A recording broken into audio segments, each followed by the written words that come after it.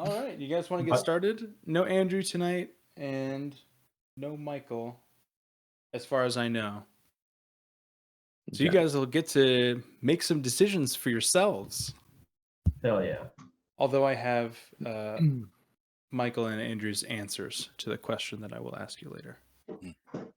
They just won't get to do the discussion part. All right. Let's see. Today's prologue is sponsored by Pringles, which is the snack that my son accidentally discovered he likes, and now he expects them as a breakfast every morning. Good. Yeah, real healthy choices being made in the household. He'll walk into our room and he'll immediately go over to my side of the bed and look around for them. You're like, All you gotta do, Barlos. He likes that the Pringles mascot has no hair on his head like Dad. That's true. I was gonna say that you should shave and just get the mustache and like just make his year.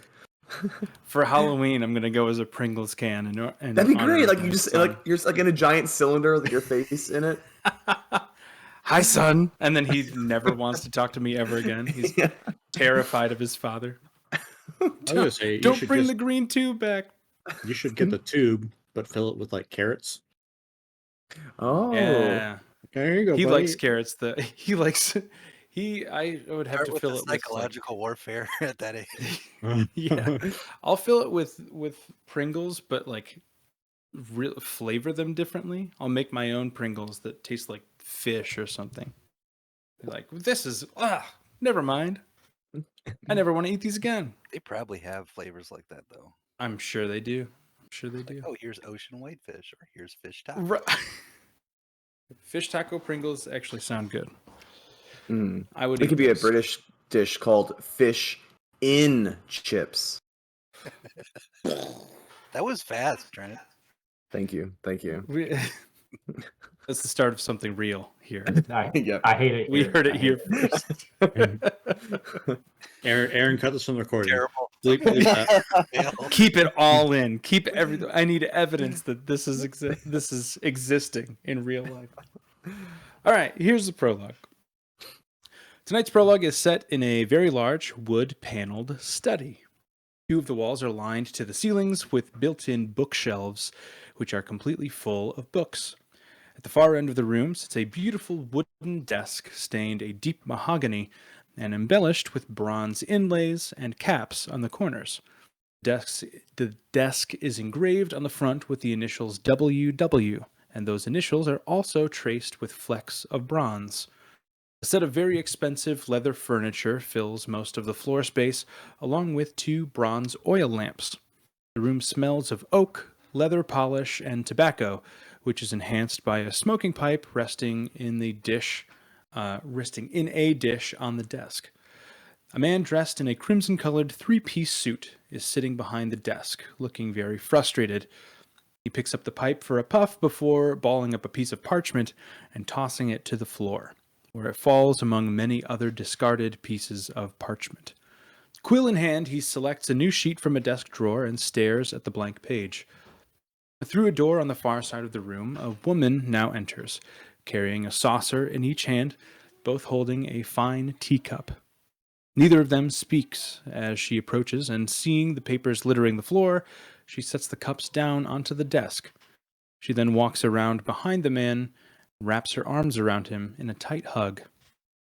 Both close their eyes and sigh. They stay within this embrace for several minutes until the woman grabs a framed portrait sitting on the desk and they admire it together. They are both seated in the portrait with a young boy perched on the man's lap. All three are smiling. The woman holds the portrait for a moment before pressing it against the man's chest, locking eyes with him and smiling. Tears begin to well in both of their eyes, and the man leans forward, beginning to write, his earlier frustration now melting away. As Quill hits the parchment, you are whisked away from this setting, but hear the man begin to narrate his words as he confidently writes them down. As you hear these, you now see Gael walking up to and through the western gate of Mir, shaking hands with Silgath. The man's voice begins. Vern, your mother is next to me as I write this. I'm not, nor have I ever been, a man of many words. I've always been the mind, and your mother the heart, but I'm sure you know that. I'm also sure that you know we love you very much. What you may not know are some of the reasons why you're getting this letter, and I want to explain. You see Silgath leading Gael across the square of Mir, past the Tree of All Seasons, and to Beth's doorstep. Your mom and I are members of a committee called the Knife. It is a group that is committed to doing good for our country, and I think we have made many good things happen for many good people. Before this group was formed, however, we weren't so good, Vern. We used our wealth and our influence for the creation of some not good things, and helped fund some not good people. And you see Beth opening her door and warmly beckoning both men inside. Unfortunately, if you're reading this now, it means that some of those not good people may have come back into our lives. Something has happened to both of us, and you'll be getting this letter, likely from a man named Silgath or a man named Gael. Trust them both, as they have saved my life many times over. You see Gael reach into his cloak, procure an envelope, and the three of them are sitting among the doilies, discussing something important. It took far too long for your mother and I to align ourselves with those who make a difference instead of those we are told to be good. You are better than both of us, Vern. You're smarter. You're braver. I have every confidence that you will make that alignment in your life long before we did. You see Gael handing the envelope over to Beth, who runs her hands across the name on the front. I've left a complete and final will with the staff, and they'll see to your care and protection until you are of age. Then all that is ours now will be yours. With your depth of heart, you will know how to use our resources far better than me or your mom. You see Beth open a section of a small bookcase in her sitting room, placing the envelope deep inside, waving her hand across the front, and locking it within. Vern, I can't wait to watch you from afar as you become a hero. Our hero. We love you. Goodbye, son. Back in the study, a single tear falls from the man's eye, staining the bottom of the parchment. He folds it, places it into an envelope, and addresses the front to his son. And Trent, you now have that letter in your journal on Roll20. Oh, I should probably get on Roll20.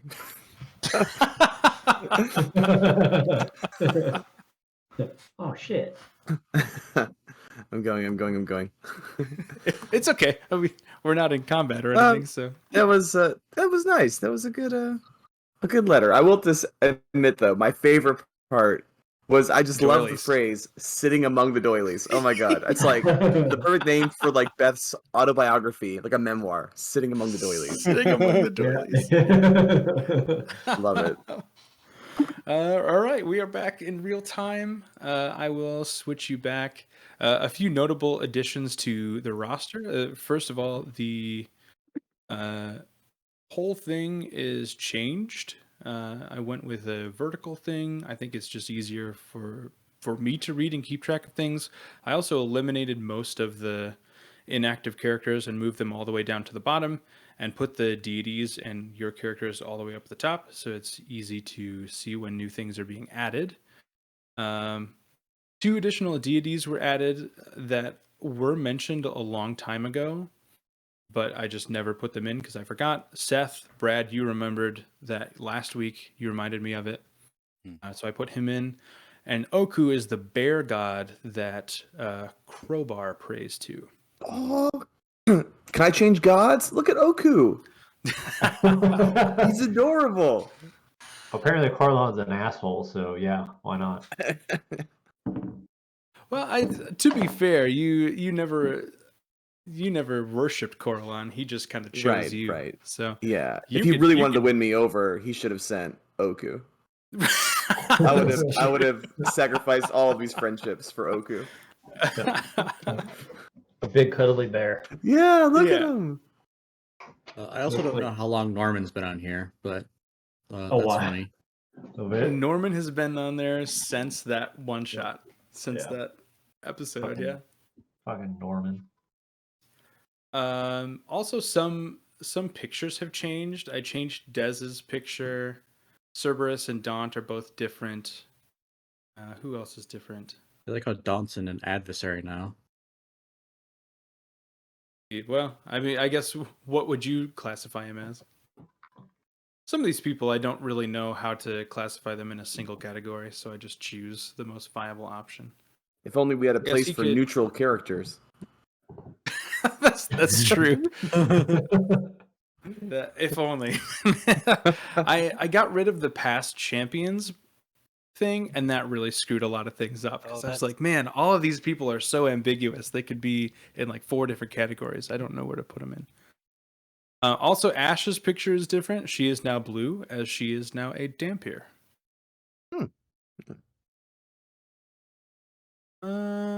Cool. Let's head back here. Right, the fight is done. You just... I guess, does anybody want to recap? We're mostly fighting last time. Then there were Mhm. Adira stuff too. I would love Yes. to, but I did not rewatch the episode like a fucking pleb. Well, And I was only there for an hour. Donovan recap chapter 2. Yeah, that is true. All of chapter did that. 2. It was only for Fitzco, not for everybody. Everyone It benefited. was impressive, though. Yeah, it You was did cool. a much better job than I would have done. Thanks. But yeah, big beats from last week.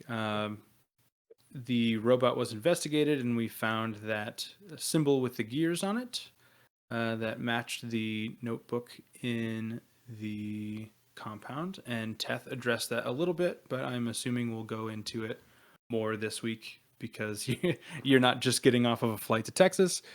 Also, a projection came out of the robot, and it was Terry goading you to come to his barracks where he is holding Eleanor, and he doesn't want her anymore, and he wants you guys to come in and get her. Also, Vern broke free of Coralon's illusion with the help of Beth and some really good dice rolls.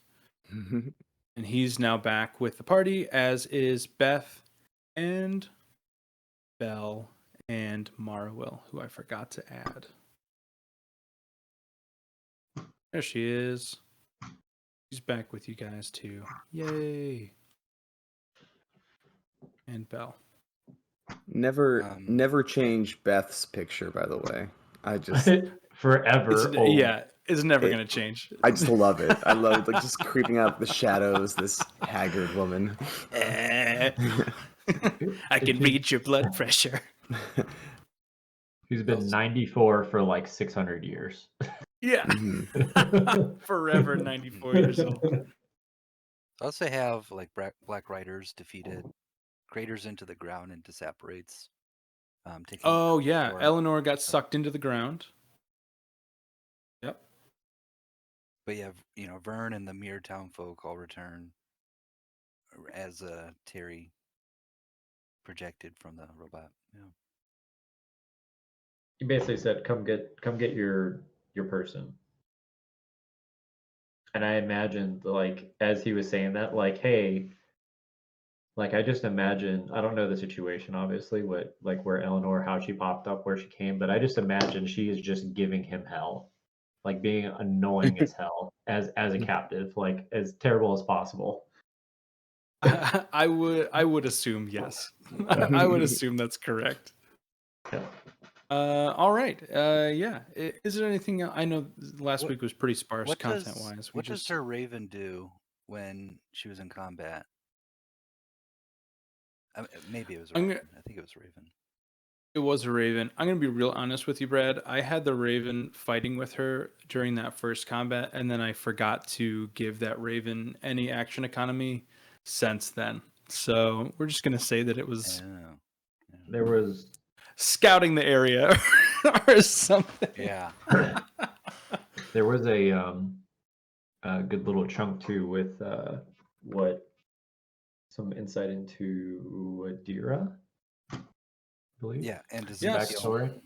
Kind of what she was Adira doing returns. in She went to her hometown of Three Spears and met with Ezekiel. He gave her 2 magic rings, a ring of warmth and a ring of water breathing, I believe. I don't have her character sheet up. water breathing was right because I remember I was like, oh, I have a spell for that. Right. She also got the outside cover of a book that had been ripped off. That's golden with a mirror on the front, with coordinates written on the inside cover. So she has that in her possession. Next time Michael plays, there will be a 3rd vignette that goes further into that. Yeah. I remember Now, Warwick, we're going to say Warwick is going to go back in to clean up. And I'm going to say Brackle's going to go with him to help. and So they will start walking. Can they It address doesn't make sense the for a oil deer to do spill? that. So-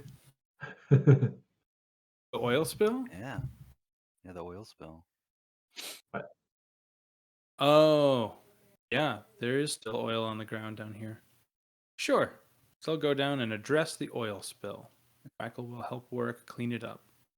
It's very Oil much spill. Eric's environmental, concern. Adira is going to be off, just like looking at the town. I think she's just going to wander off a bit, look at the tree. She's gonna sit amongst the doilies. I love the thought that this guy's like, "Hey, I have your friend. Come get her." And these 2 PCs and her captain are like, "Yeah, fuck her." We're going to clean up some oil. the environment. Yeah, man, what a time to be alive when you have 4 hours or less to figure out what to do with PCs that aren't there. Yeah. All right, cool. Urzok Where are you at? Urzok's gonna turn to Silgath and say, this barracks, could you show us the way?" Normally I would, but I have to keep my people in line. I would have to stay here, but I am happy to show you the direction. It's very much easier than coming from the cemetery to the town. There is a path that leads directly to it. It was an old series of caves that was used for mining at first, and then as a less than savory prison. So it is close to the blazed path. And are Basically, these you follow caves totally empty and just you said it's like a pretty clear path. Is it a safe path? The path to the barracks is typically safer than the path that we took to get here from the transport. However, since man, I don't even have a name for them. Shit. What are they called? Those guys at the green Piro slime barracks. creatures? The green. No, these are humans. Oh. Wait, the shadow people? Wait, who are we talking about? We can think of a name. We'll help you. Terry's crew. Oh, I thought I guess I thought they were casters, right? I thought there was a caster settlement outside of Mir. I thought this was there is a caster settlement outside of Mir, but this is separate. They are They're more like bandits. They're third-party pirating ne'er-do-wells. We'll just call them pirates then. Since the pirates populated the Piro barracks, there have been some passageways that are harder to cross. I'm sure that you will have no problem, though. You took care of all of the creatures on the way here. Yeah. If you just do gonna- recall, I was impregnated by one though, I so was I'm gonna- trying to avoid that happening again. Slowly turn and look at Vern's belly, Yeah. see if he's showing yet. Eric will kind of like not shudder, but just kind of like shy away because Oh. 'Cause you knew what you did. he also, sparked a whole entire combat that was unnecessary. I promise we will disengage the chests on your way out. The seeds will not happen to you again. Okay, wonderful. I'm not ready for that commitment yet, you know. Of course. I'm still young. It's a lot of planning that goes into that. Siligathy, that's my new name for you, since we're so close now. Siligathy. Silly guy. Okay, I do not like that, but continue. So in this last combat, I did see, not to, don't take this personally, but how much more could you have endured? It looked a little rough for you there at one point. As the healer, I'd like to know your limits and hopefully you decide in the future. In what regard? I remember mentally or playing the physically? combat where he just like hangs out here and Warwick like checks on him. That was yes. Yes. So I guess to describe it further, I forget that the day that we described this was the day that nobody was playing. So when you become a Dhampir, you have to select a hunger. So each of the Dhampir that live in this city have a compulsion to feast on something. Not necessarily blood, but it can be blood or bone marrow or sinew or something like that. And over many, many decades, the Dhampir in Mir have learned to control that hunger. So they are relatively harmless, especially if they know you and they trust you. What happens, however, is if they start using their primal weapons, so like their claws and their teeth, and they start like engaging in combat like that for a long time, which Silgath has started to do today, that hunger can become a little bit more fierce. And what you saw was Warwick seeing that process start to happen and attempt to help Silgath cool back down. So he was not really physically injured at all. Warwick just saw the beginnings of a mental break and stopped that process from happening instead. Okay, so he was having a craving. Okay. The beginnings of it, yeah. Okay, well it's much easier to nip it in the bud than to let it go until the point of breaking and try and convince him not to claw your neck out or something. Then it really wasn't like a healer could fill in Warwick's, role. It was just Warwick stepping up as a long. It was yes, it was more of a bonded experience than a typical physical healing experience. Yes. But as Sogath, I could maybe ask him. Are you familiar with like lesser restoration? Is this maybe a condition? Of course. A condition that maybe I could help with fighting in the future. I appreciate that, Eric. I'm not sure that's how it works, though.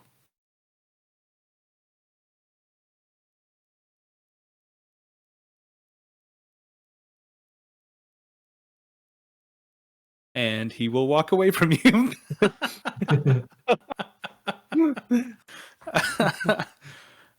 He will walk up to. He's going to walk up in between Urzak and Vern. And he is going to kind of put a hand on both of your shoulders. And he'll say, please, if you would, and he'll look over at Beth as well. Could you both follow me before you begin to head out to the south? Uh, sure. Yeah. Urzak's like visibly annoyed. Yeah, I'll just leave it at that. He's like visibly annoyed, but he kind of like nods and just it's like, come on, let's get on with it. So he's going to walk with the two of you and Beth to her home. And on the way there, I guess on the way there, Teth or Eric, are either of you doing anything here while they're off? Are you interested in doing anything? I guess I'll talk to Belle. Okay. See how things Teth, went. do you want to do anything? Yeah.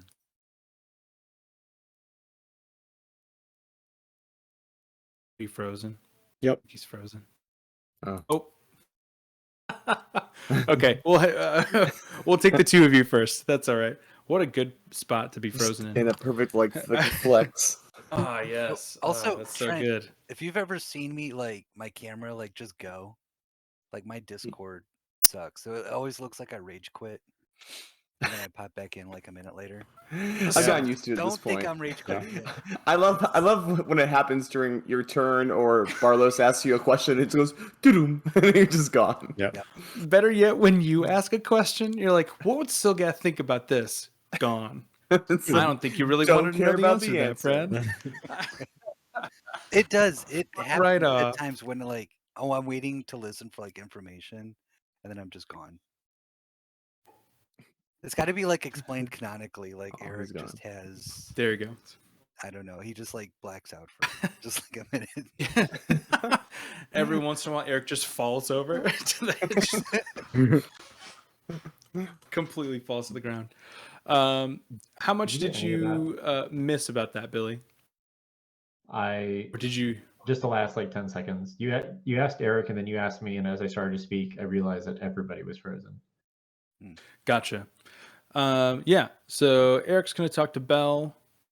Vern and Urzak are going with Silgath and Beth. So they are in their own little unit over here. Would you like to do anything while they are off at Belle's house? Maybe try and because last we had talked, Dez was coming south with Flynn back towards the city, I believe. Yes. Maybe just to try and rendezvous, just to kind of expedite things, because at some point we're going to need to go towards the Puro barracks sooner than later. Tess got that in mind anyways, because they have essentially a hostage, right? Right. Yeah. So we'll do that as well. Cool. So we're going to start with Urzak and Vern. You get to Beth's house, and she kind of walks ahead and opens her door, and she'll beckon you guys in. And she will, as you follow her in, the three of you, she's going to take Vern. She'll pull you just kind of like by the shoulder, usher you into the sitting room, and Silgath, he is going to beckon you, Urzak, to a room further back in her house. It is a very small ranch-style house, but you follow him back. It's a short hallway, and there's a tiny room off of the hallway that, as you approach this room, you start to feel different. It's very familiar because it's a similar feeling that you had when you were in the cemetery. And he will open the door for you, Urzak, and he will kind of extend a hand, and he'll say, "After you." We'll crouch down and enter the doorway. Urzak, in the middle of the room is a small pedestal, and on top of the pedestal is a small pillar, or a pillar? That's not a pillar. It's a pillow made of crystal. In the very center of this crystalline pillow is a tiny red sphere, a pearl. And Silgath will say, "Go ahead, pick it up."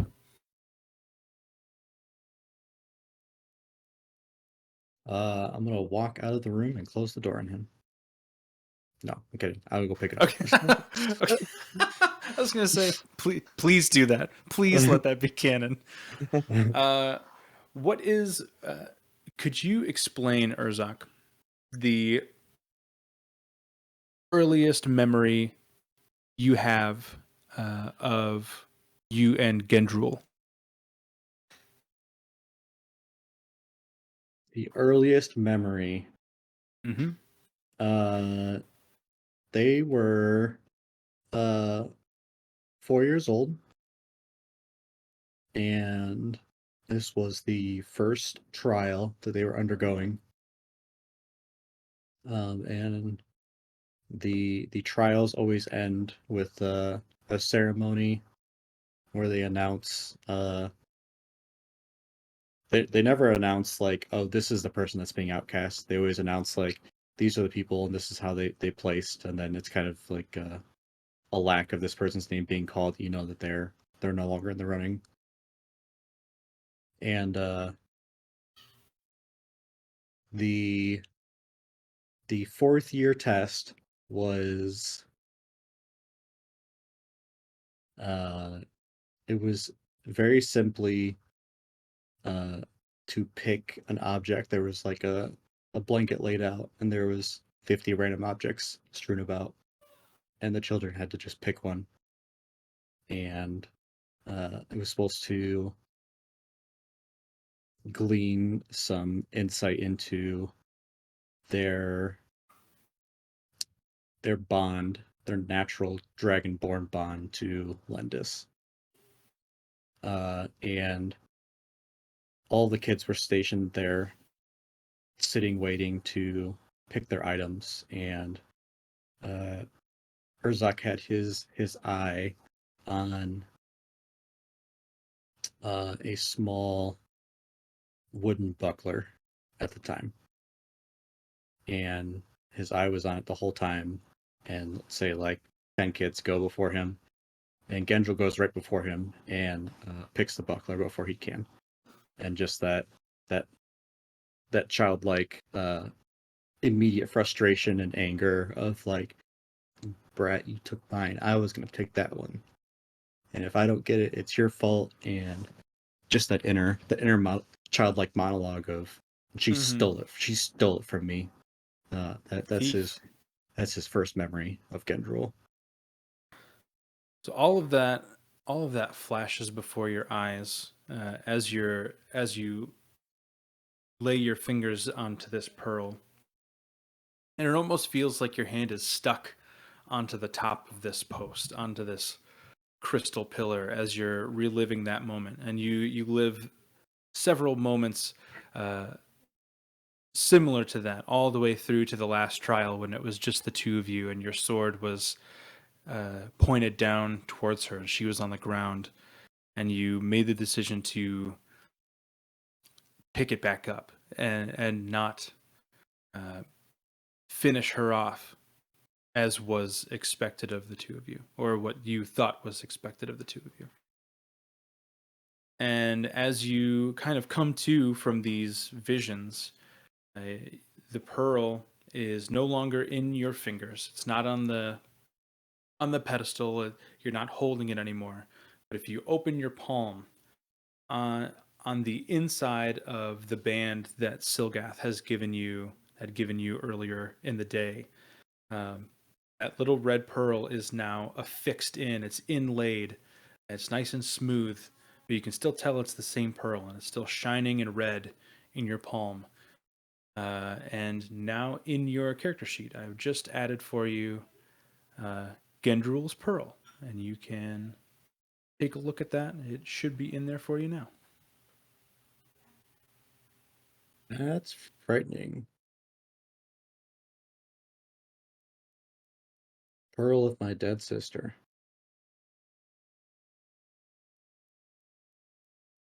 Sweet. Silgath will approach you carefully. You get the idea that he's done this several times, so he knows to approach with caution because he never knows what the person holding these items would see in their memories. But very gently, very delicately, he'll just speak softly to you, and he'll say, "Every time a creature passes through the cemetery, a small piece of them is left behind, whether they choose a second life or not. And now you get to carry that small piece of your sister with you, and she can aid you in your trials." And he'll walk back to the door and open it up, and he'll say, "Please."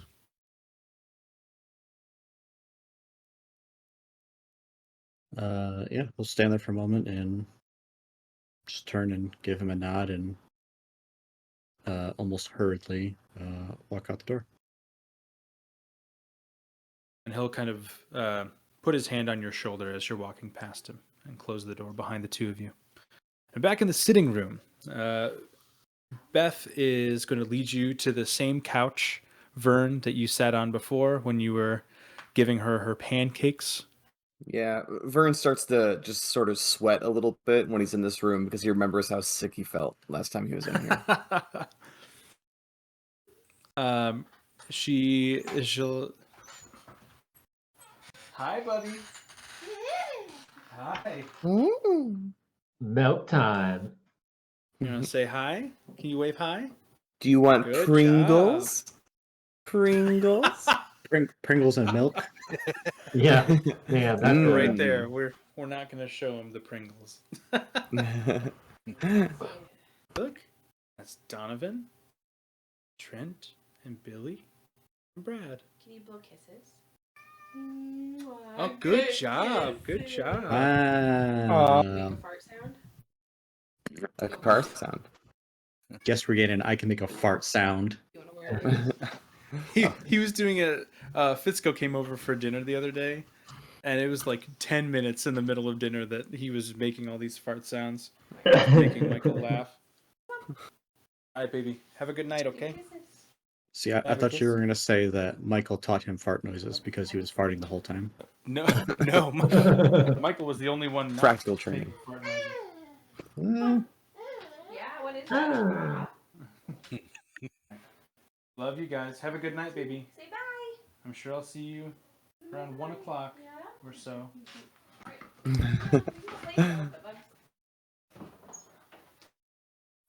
In game, Eric will fart. It's like you're hanging out with Belle, who's in a wheelchair, and it's like she's upwind of it, right? Who's gonna care? Yeah, Eric sees everybody else exit, going different places. He's like, now is the opportunity, forgetting that Belle is right behind him.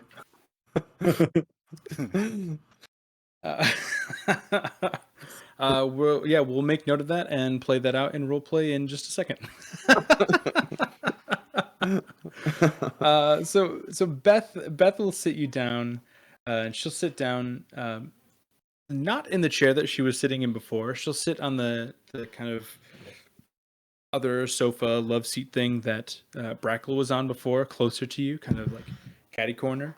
Mhm. And she'll lean over to you, and kind of like pat your leg, just like how an old grandmother would be like, "Oh, okay. you're such what a good boy!" Like, and she'll say,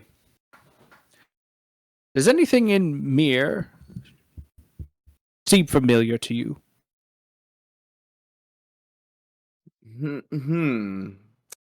Anything in Mir seem familiar to me? Yes. Besides your delightful company, Beth? And all the memories we've made in this room and beyond?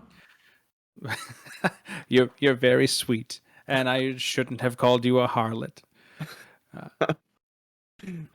I could be whatever you want me to be. Is Silgath familiar to you at all? above game, I wouldn't know that, right? I don't think so. So No. okay, since I know the contents of the letter, I'm trying to now think Actually, as I wouldn't know. What? Make a history check. Okay. Yay! First roll of the evening. Mm-hmm. Gonna be a 3. I have a pretty good modifier on history. Yeah, 27. Jesus. So you reach back into the very depths of your mind. You are getting vibes as a magic user, sitting across from another very powerful magic user. You can kind of feel that energy increase.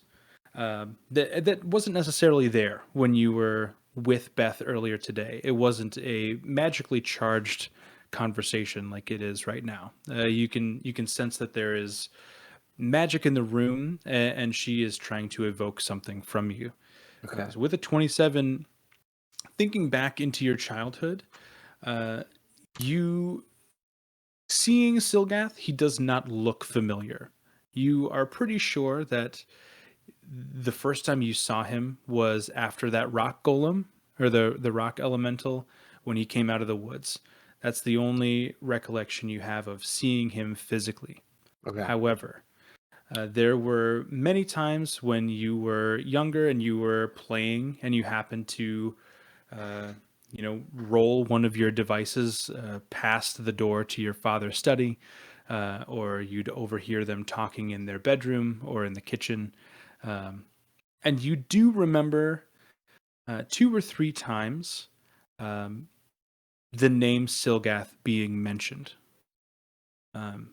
amongst a list of other names that you wouldn't be able to remember unless somebody said them out loud to you to remind you. But you do remember Silgath's name being mentioned.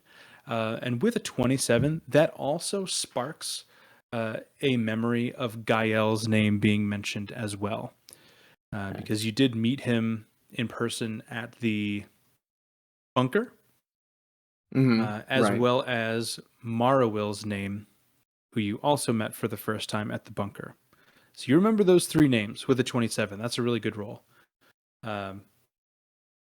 But yes, it does strike a distant memory. Yeah, Silgath, that it takes me back to being young, and I think he was a friend of my parents. He was talking with my father a couple of times in our mansion over in Charvassus.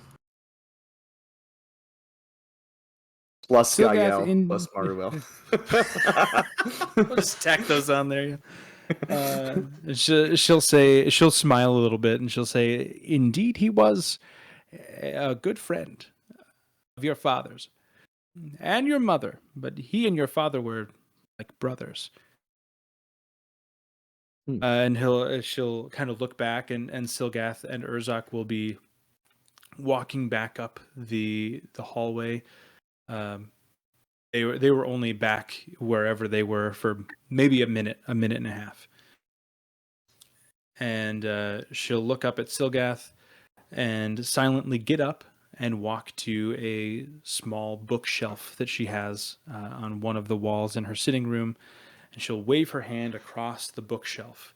And 3 or 4 books just slide out on their own and kind of float up. And behind them, you can see a small door. She'll reach in and open the door and bring out a very old, slightly bent envelope that is addressed to you. And she will hand it over to you. She'll say, "A long time ago, Gael and Silgath and I made a decision not to give this to you. And I think it's about time you read it." I get it. I was a little bit of a mischievous one in my youth. but I promise you I'm mature now. And I reach out my hand to take the letter. She'll give it to you, and in response to that, Silgath will say, "I think you'll find that your parents did not see you that way. Please, read the letter. We'll give you some space." Okay. And he and Beth will start for the door, and they will proceed out of the front door. Okay. The Urzak's still with me, right? he's No, there. Urzak's gonna give you a nod and say, meet us in the courtyard. 5-10 minutes. Take your time. Okay. Once the room is cleared, Vern's going to fart. Perfect. I've been waiting all day to do that. Oh my god. No. Okay, no. I won't fall into that. We're not gonna make that a thing in our campaign. Please no. Please no. No. Vern will tear open the letter and the envelope and read the letter. So let's hear it again, Mr. Barlos. Oh, okay. I have it right here. No. I'm good. I get it. I know that the biggest thing is this group called the Knife, and now although I think I always suspected that like those other wealthy families were behind my parents' murder, but knowing that like they were once in cahoots with these bad people or using their wealth for putting it towards like the intentions of evil families and such. I guess that just reaffirms that. But I'm more more interested in learning more about the Knife. So I will pocket the letter, put it someplace safe in my pocket, and I will walk out to the courtyard. Okay. Back in the courtyard, we're going to switch over to Eric and Belle. Urzak and Vern are walking away with Silgath and Beth, and you are approaching Belle. What are you going to ask? I would ask Belle. So this potion of ungrowth. Yes. Sort of studying the properties myself since you've given it to me. It's pretty deadly for yes. a living thing to consume. Okay. Don't do that. Don't do that. Don't drink it. We talked about, how it would spread over an area if I how do I use it? Just basically. But so when she gave it to you, Eric, it came with like a spray attachment is not the right word that I'm looking for. Oh, like a spray. It's almost like a mister almost. Like a nozzle? When you see people like fertilizing their lawn, like those long sprayers. Mm. So not like a Windex thing, like a spray top, but it's like almost like a hose, like a tiny hose attached to the front. So you would apply it to large general areas of mold or plants or exactly. That's exactly what it looks like. Yes. Like a pesticide sprayer. And that is how you would apply it. And can I get one general store's worth from this use? Yes. That's more than enough to take care of mold or overgrowth for an entire building. Okay, excellent. Belle, did you know what the casters are up to? I know you guys already don't like them. Sub-basements? You heard this rumor? That they are keeping prisoners of almost all races except for human. That sounds horrible. Why would they do that? Well, the orbs that we have, right? The shards. That do we have full orbs right now?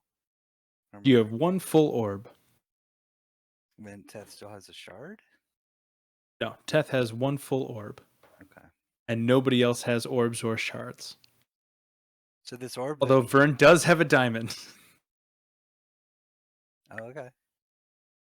So this orb that we have, they're trying to replicate this kind of power back at the capital city.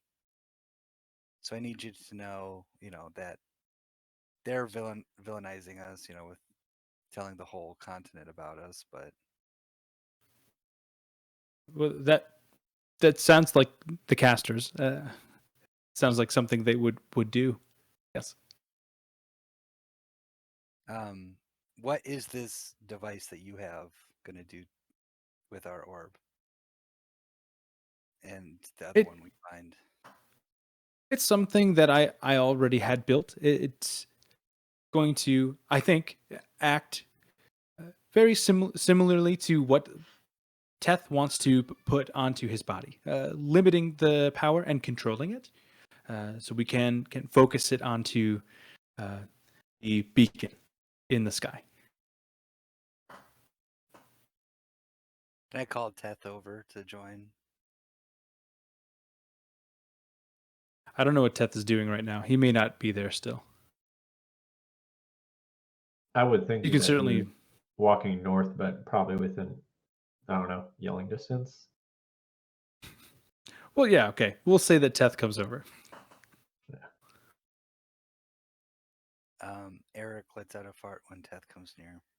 This is not going to be a joke. Stop. Stop right now. Not the running gag. Teth looks down, looks back up at Eric. Yes.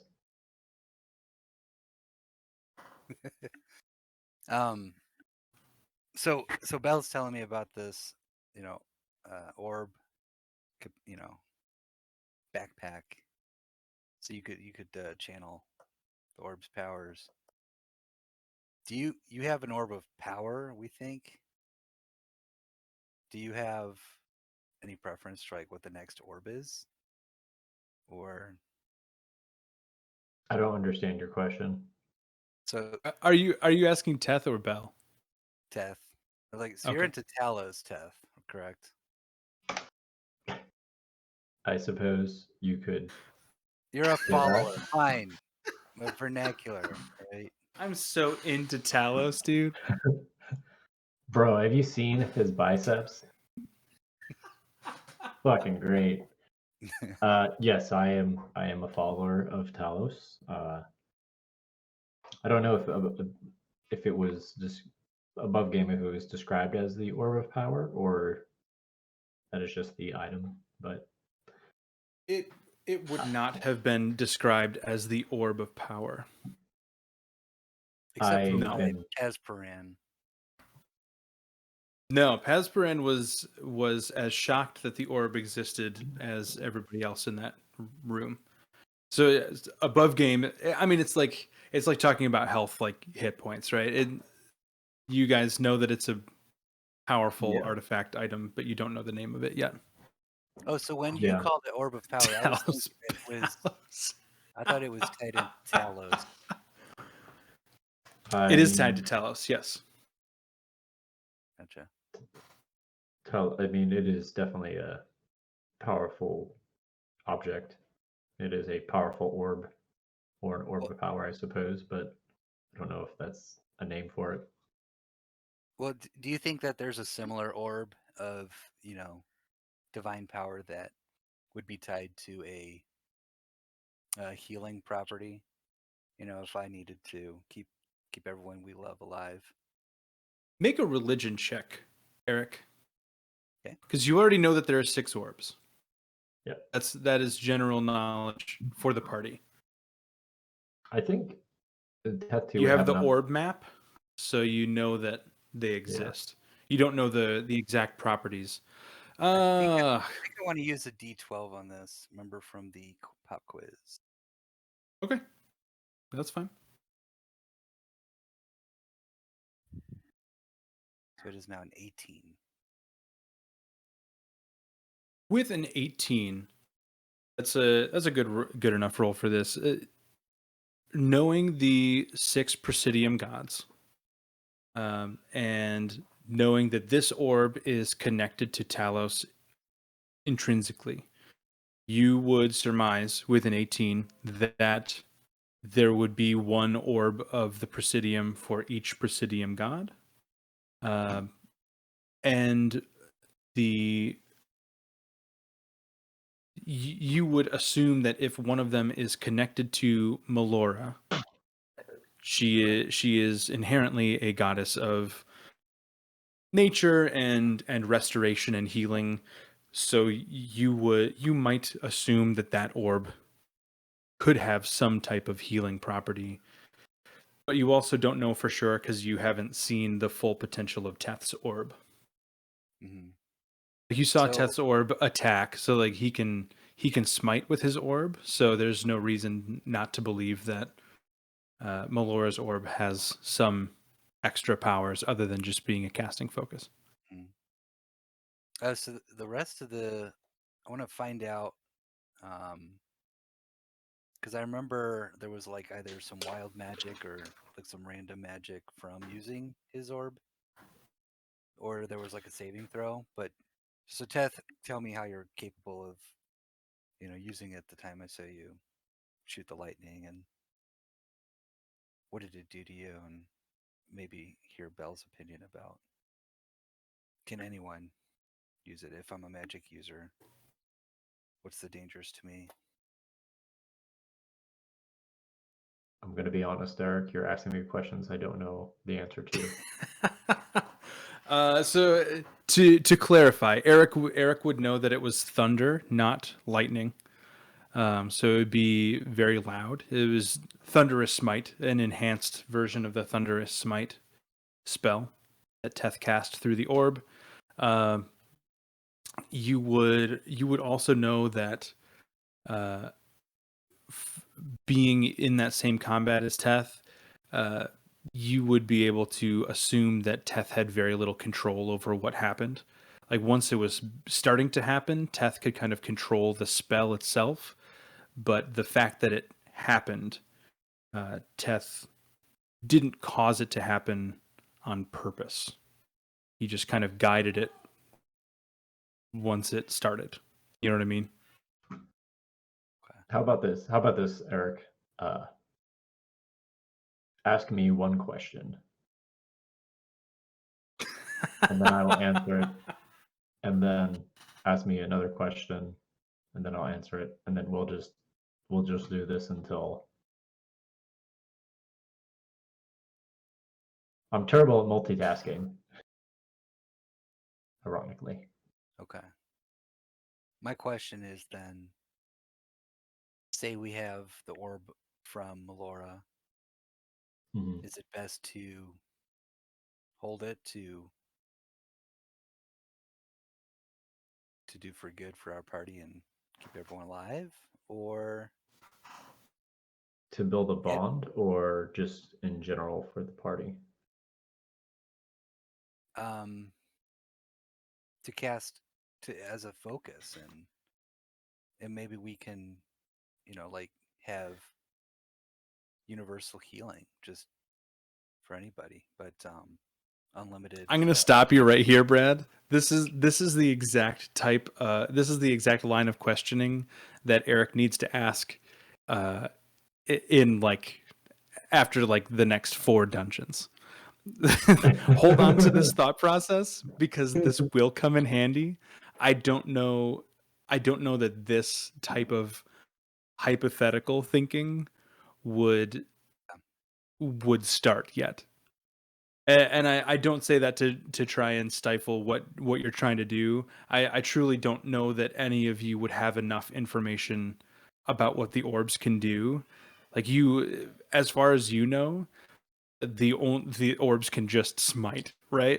It's just thunderous smite forever. So I would say that you should not have this conversation until you come in contact with at least 2 more orbs, if that makes sense. But I like where you're going.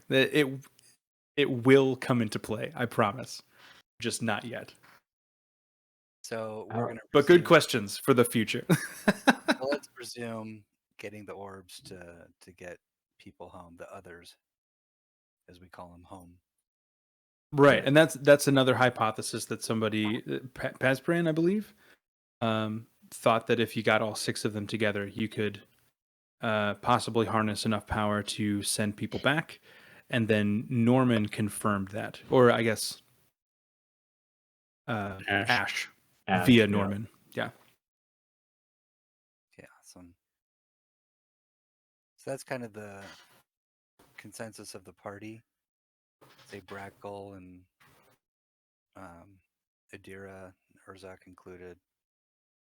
I don't know if Adira knows anything about what's going on right now, but you can catch her up to speed later. Okay. Brackle would be along the same line of thinking. Yes. Andrew and I have talked enough about that. Yeah. How about this, Eric? I've seen a lot of questions I don't know the answers to. However,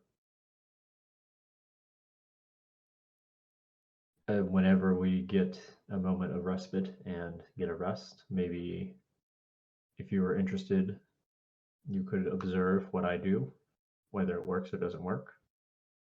For you, you're more than welcome to see what I've been trying to form a connection.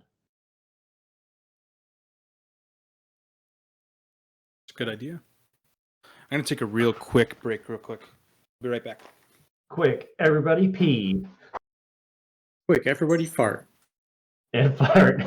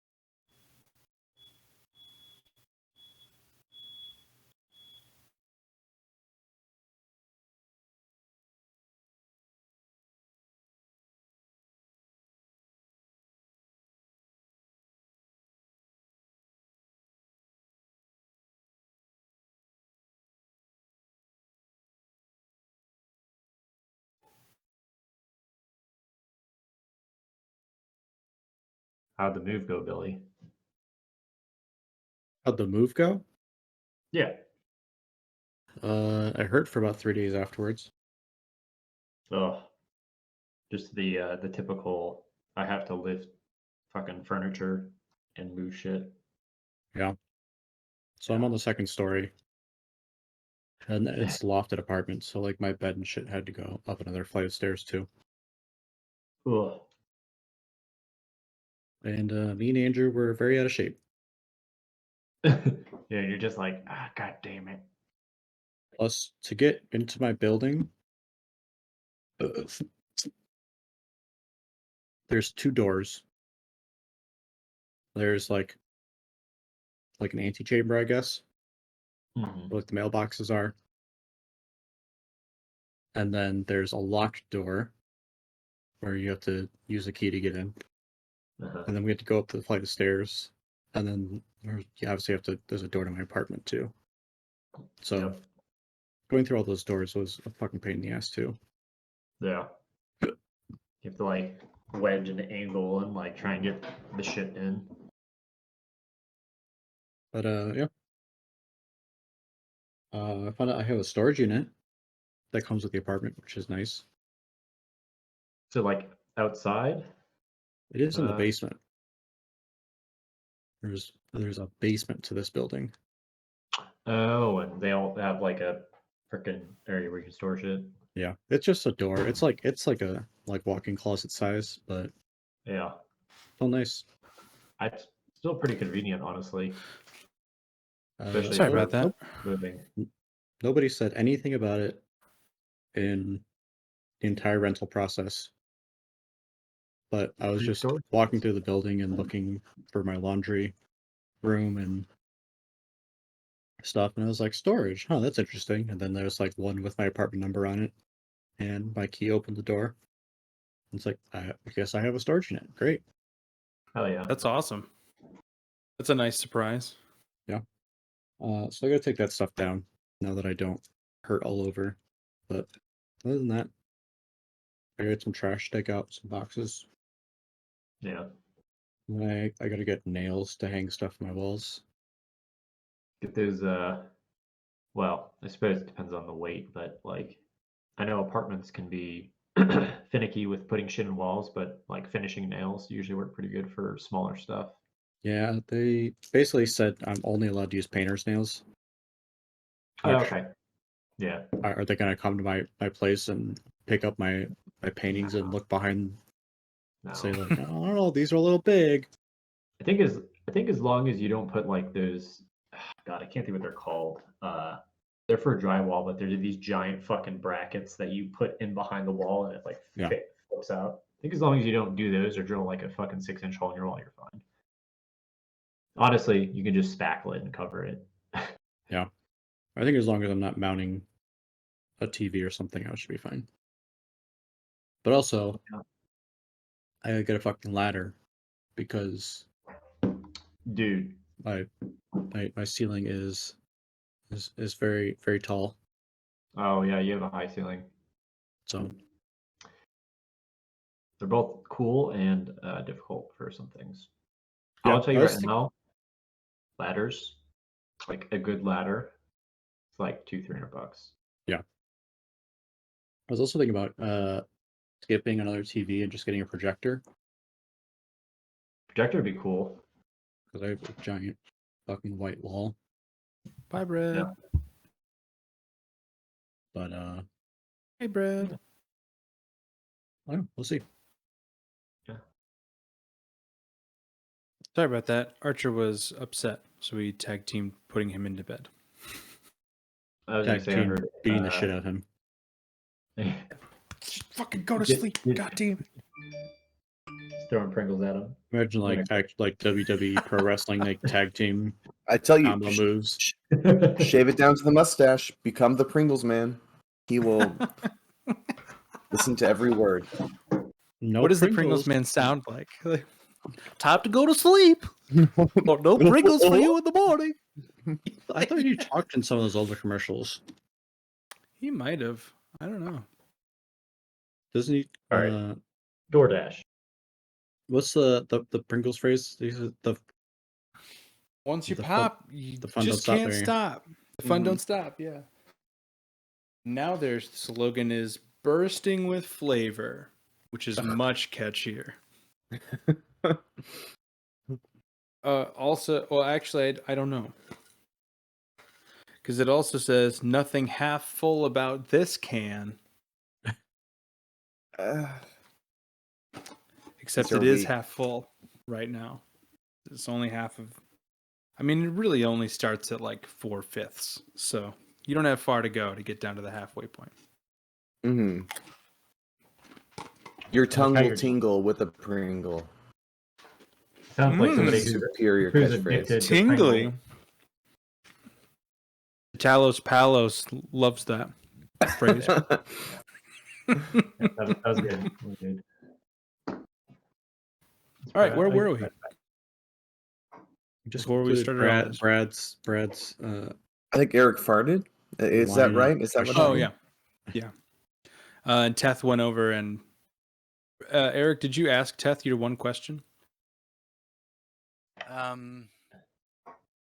It's just basically that we're staying the course to look for these orbs, and because my hypotheses, we kind of retcon to say no, I'm not asking him all that.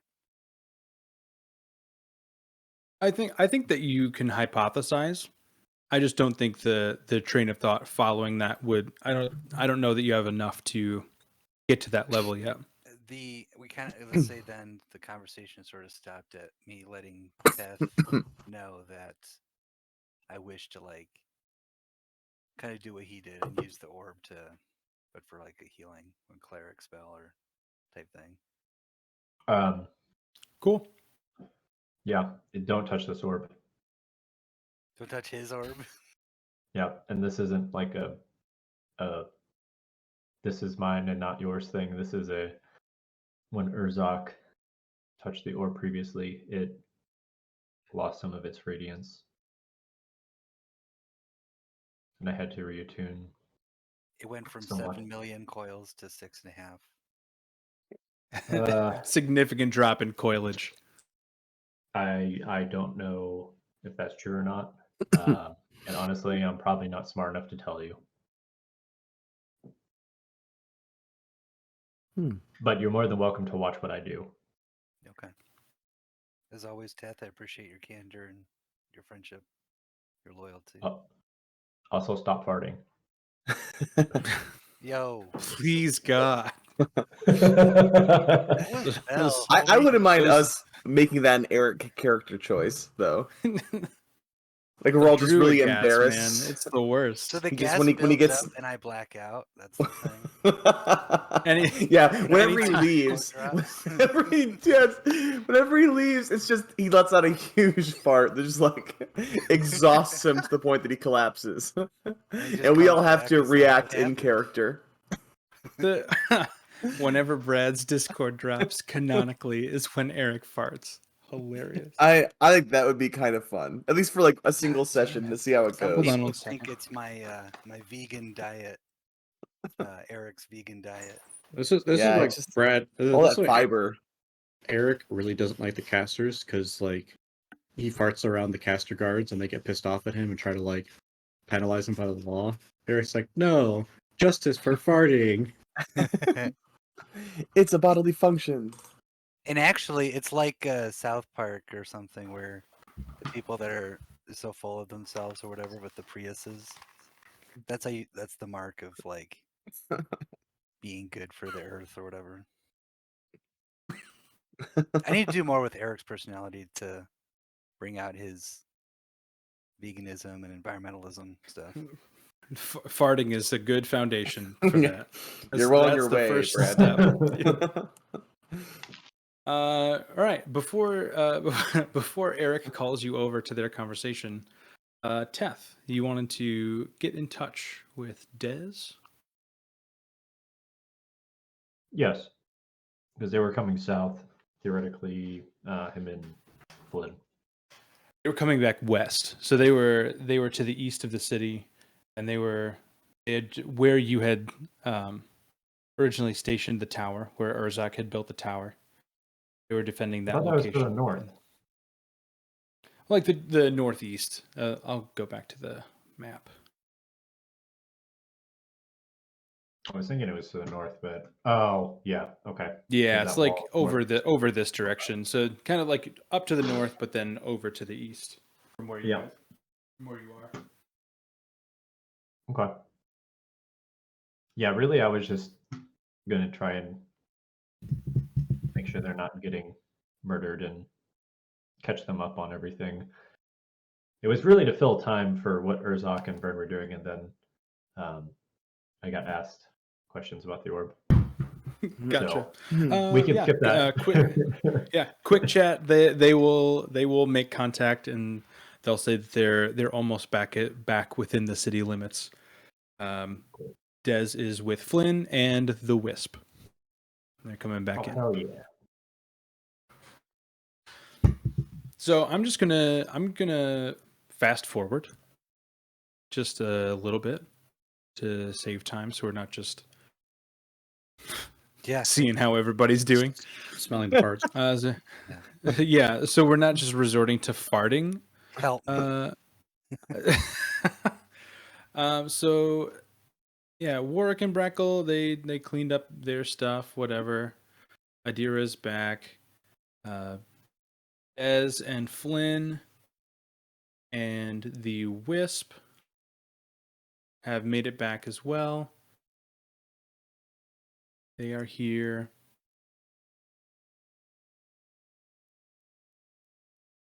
And Silgath is kind of like central here. He's kind of just talking, addressing everybody at the same time, explaining how he is going to work on sorting people back into their homes and making sure everybody is fine here after the walls were breached, making sure that the people that were transported to the cemetery and back were okay.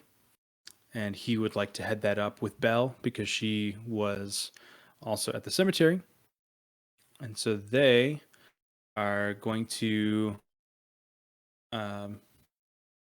just ask what he'll just address the party, I guess. And he'll say, "Oh, what are your plans from here on out?"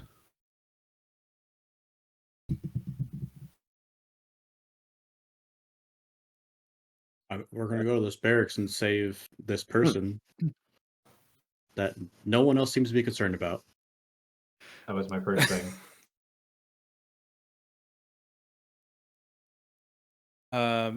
Warwick will agree.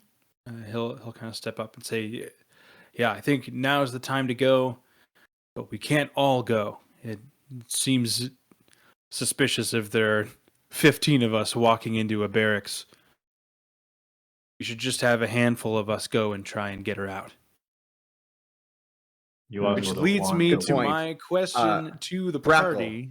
Join us. Breckle's there. But he's kind of just like chilling over here. So of the list of characters that I put in the general chat earlier today, I have votes from Michael and from Andrew already. Who would you guys which one character, if you had to choose, would you want to accompany the party to the Pierrot barracks? Is this a character decision or is this a player decision? I would prefer a character decision because I want to know why. Vern votes for Silgath, so we could use the opportunity to learn more about the knife. Silgath is not on the list. Oh wait, where's the list? I know you posted it, but I couldn't find it. General chat. General chat. I'm here. How far up should I go? At 2:05 p.m. today. 2:05 p.m. Beth, Dez, Flynn, Luna, Morrowill, Solia, the Wisp, or Warwick. Oh, okay. Yeah. Are Luna and Solia here? They are not, but they are safely at the bunker. And if somebody brings them up, Morrowill would come get them because Luna has convinced Solia to join in the fight. I know, which you would find out if you choose them. I know Murderwill is part of the three that ring a bell to me, but I don't really feel like I want to interrogate her much. I'll vote because she recently seemed to, from my perspective at least, helped me break free of that trip that I was on. So I just would rather have her close in case something similar happens again. Okay. I vote Beth. Billy votes Dez. He's eating and muted, so he voted for Dez. Brackle voted for Morrowill. and Adira voted for Flynn. So we have one Everybody's vote for different. 4 separate characters. I know who I'm gonna vote for. Can I break the tie and vote for Flynn? You can vote for whoever you want to vote for. Okay, I vote for Flynn. Eric. Urzak was also gonna vote for Flynn. Oh. Urzak feels like Flynn has been with them the longest. Despite what Eric says otherwise. And despite his one slip up, which He was possessed. we assume he was not to actually blame, Uh-huh. he trusts him more than anyone else. And as far as a moral compass, I think Flynn is closest to Urzak than anyone else. Yeah. Flynn and Beth it is then. All right, moving on. That's funny because Honestly, God, I looked at that list and I was like, nobody's gonna vote for Beth. That's crazy. Why would Barles even put that on that list? I put it on the list because I just hoped. I hoped that by the grace of Christ, at least 2 people would vote for her. I And foresee just see how she does in combat in a dark cave. I foresee a final battle, like us 8 months from now, and you know who's there with us? Beth, fighting by our side, suited up with armor. That's the end to the story I want to see. See, you know what is cool about Beth though? Now that you've chosen Flynn, Beth can just explode people's hearts, right? She can just move the blood out of their bodies into their hearts and blow them up from the inside. Yes. Perfect. We need that. So one day she'll do that. She's also Again. incredibly frail and does not move very fast. Like her movement speed, I think I put it at 10. Like she just like hobbles Crawls. on the battlefield, but just like Darth Vader in the hallway, right? In Rogue One, where he's just like throwing people against the wall. That's Beth. She's basically Yoda, right? Will Beth will she get immobile. a new life if she dies? No, Oh, because she's on her second life already, she's on her second life. Yeah, and you only get 2. you only get 2. Oh, okay. I don't really At want least to put... the Dampier route. Your second life Okay. is it. Like there are other ways you could become a lich or something like that and just Fucking live forever. physics. Beth the Lich. Yes. Okay, my vote's still Beth. I stand by my choice. Okay. How many do you need to ultimately decide on joining us, Barlos? 1. Oh, just one. Oh, obviously it's Flynn then. Okay, Flynn it is. Yep. So the party kind of talks it over. Everybody's discussing back and forth, and Flynn will step up and he'll say, "I started this fight with you. I may as well continue it. I will join you to the Piro barracks." And everybody else will say, "Okay," and Dez will pipe up and he'll say, "What do you think about us going after another one of the orbs?" Ooh, yeah, that's not a bad idea. Like I did say when I first came back, though, is there is a god currently looking for one of them. It might be risky to pursue the one that's eastward. Is there another one you want to try to get a hold of? And he'll go ahead. Oh, I was You going good? to say, okay, I was about to speak and then I burped. gotcha. Yeah, Teth would say, no, I think that's a good idea. There's no, if we can spread our forces and maybe get some reconnaissance on some of these other orbs, even if it's not directly getting an orb, but maybe getting into an area, getting a lay of the land, getting information, reconnaissance. That's a good idea. Quick tangent. Besides those of us in the party, who else was on Cerberus's America's Most Wanted list? Dez, Gael, Flynn, and Marwell. And Zethlo. And Zethlo, yep. Oh, I guess, and Elias. I think about him as an extension of Crowbar. Also there's Crowbar to think about too. He's up north. And he would be with Elias. Notably, Beth is not, Brackle is not, and Adira is not.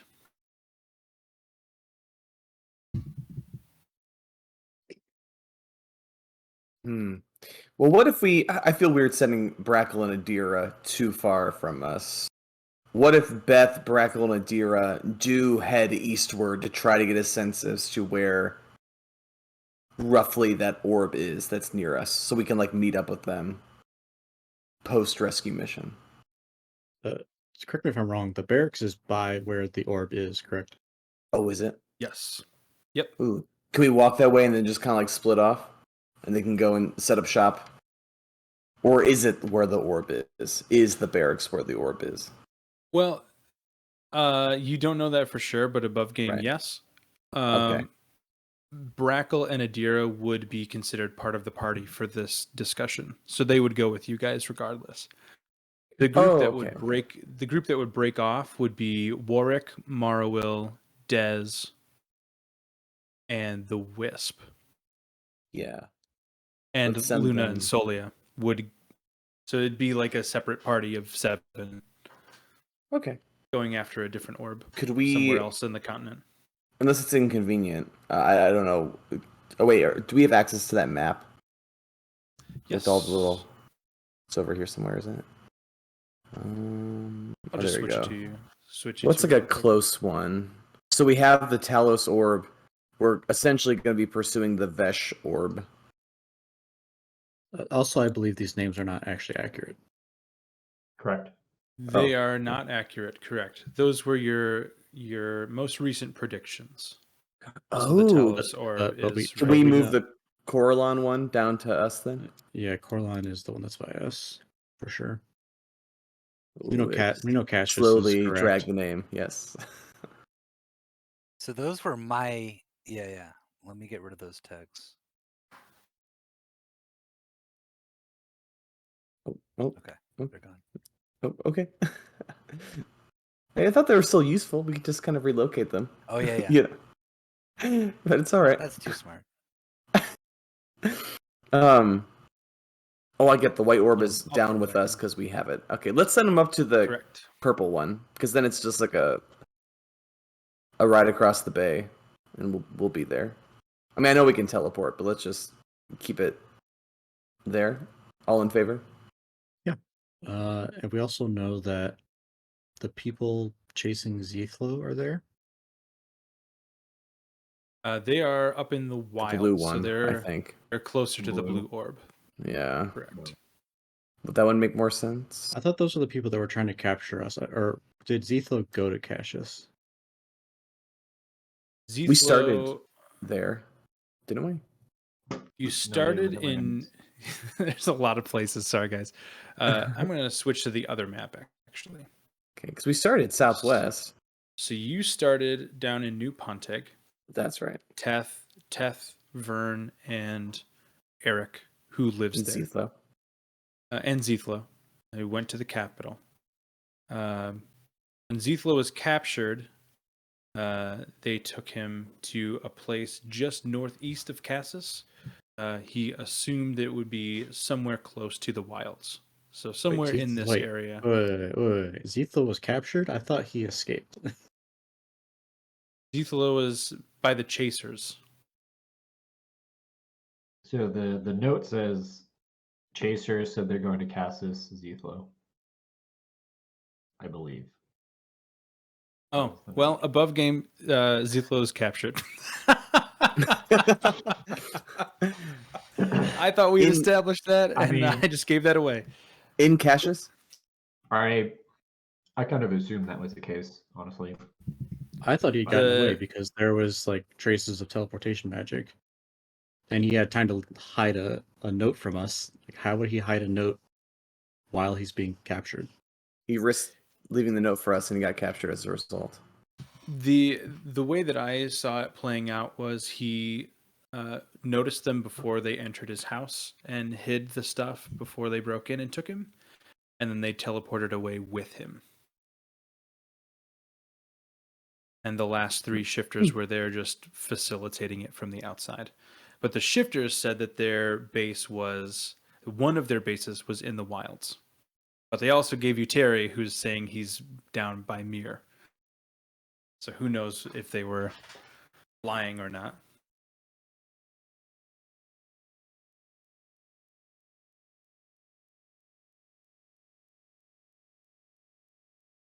But Cassis, we're thinking for. I'm assuming the other group is okay with that. Yeah. The other group will be okay with whatever you guys decide. I guess they can do reconnaissance and see where Zethel's at. Yeah. And then we can very quickly have a thing where Barlos, you're like, oh, we figured out that Zethlo was captured. We could be like, oh no, we had no idea. That could be really Des early will on. come over the sending stone and say, oh yeah, we saw Zethlo in a big cage. He's here and he appears to be captured. What seems to have happened was... What you would then see is the second use of airlock. Right, yeah. Yeah, maybe that's why I didn't say that out loud, because Teth would be gone immediately. Bye. Sorry, party. All right, I need to save my 3'2" friend. Cool. Okay. All right. Well, we have the Wisp, Des, Warwick, Marawil, Beth over here. You know what I just remembered from chapter Ellen 1? and Stilgath are staying. What did you remember?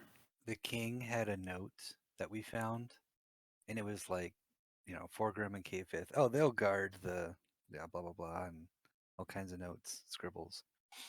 One of the things on the to-do list was to kill the Wisp before we were introduced to the Wisp, I think. Oh. Mm-hmm. So we're gonna be like, oh hey Wisp, before you go. Yep. What is this? It says mental note, but he wrote it down. Oh, this is fun! Haha, I'm the king.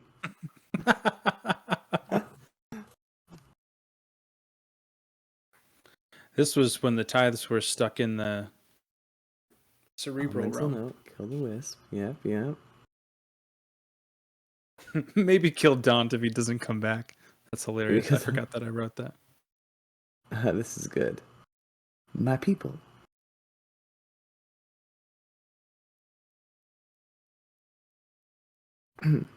I hate Hargrave. Why? I like true. Hargrave. I had the poster in my room. That's true. So now it's canon that I really admired Hargrave. It checks out. I want to meet, I think it's Kavanaugh, like the youngest champion or general right now or something like The most recent, yep. Why is there a calorie count? that. Just watching his figure. God damn. Because by law, Burger King has to, place nutritional facts. Here's a question, Carlos. 1,026 How does that calories for happen? each meal. Is that a Whopper meal? Far below a Whopper meal. I can't imagine a Whopper meal being that small. Whopper meal, like a big heavy Texas Whopper Roadhouse is like 1,500, I want to say. Yeah, it's a Whopper with the lettuce wrap as the bun. No bun, no condiments, Yeah. no cheese. A Whopper, a straight up Whopper is 660 calories. Oh, okay. Yeah, I guess get he that just from ate 3 Roadhouse. Whopper meals. So how much are the fries? I really Fries thought and you'd like a large shake. I really thought you had like gone to like the Burger King menu and picked out a meal and like, this is the meal he had 3 times a day. Gosh, I wish I did that. That would be such a deep cut. Like, what a wild reference. There are already Easter eggs in the game, but I don't know if I ever went that that deep with anything. Ollie's a deep cut Easter egg.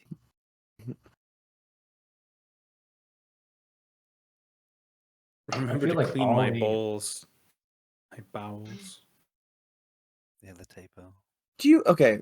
I have a really random question. There's no. Oh, look at this. Sorry, these are cool Oh yeah. little This is paper sketches. number 2. Yeah. I enjoy this. So I have this thing where whenever anyone mentions the name Pazparan or I read it, I think of this commercial. Do you remember like a company? I'm sure they still exist, but they make like jambalaya rice called like Zataran. Zatarans, yeah. And that commercial's like Zataran or something. So when I read it, I'm always like Pazparan.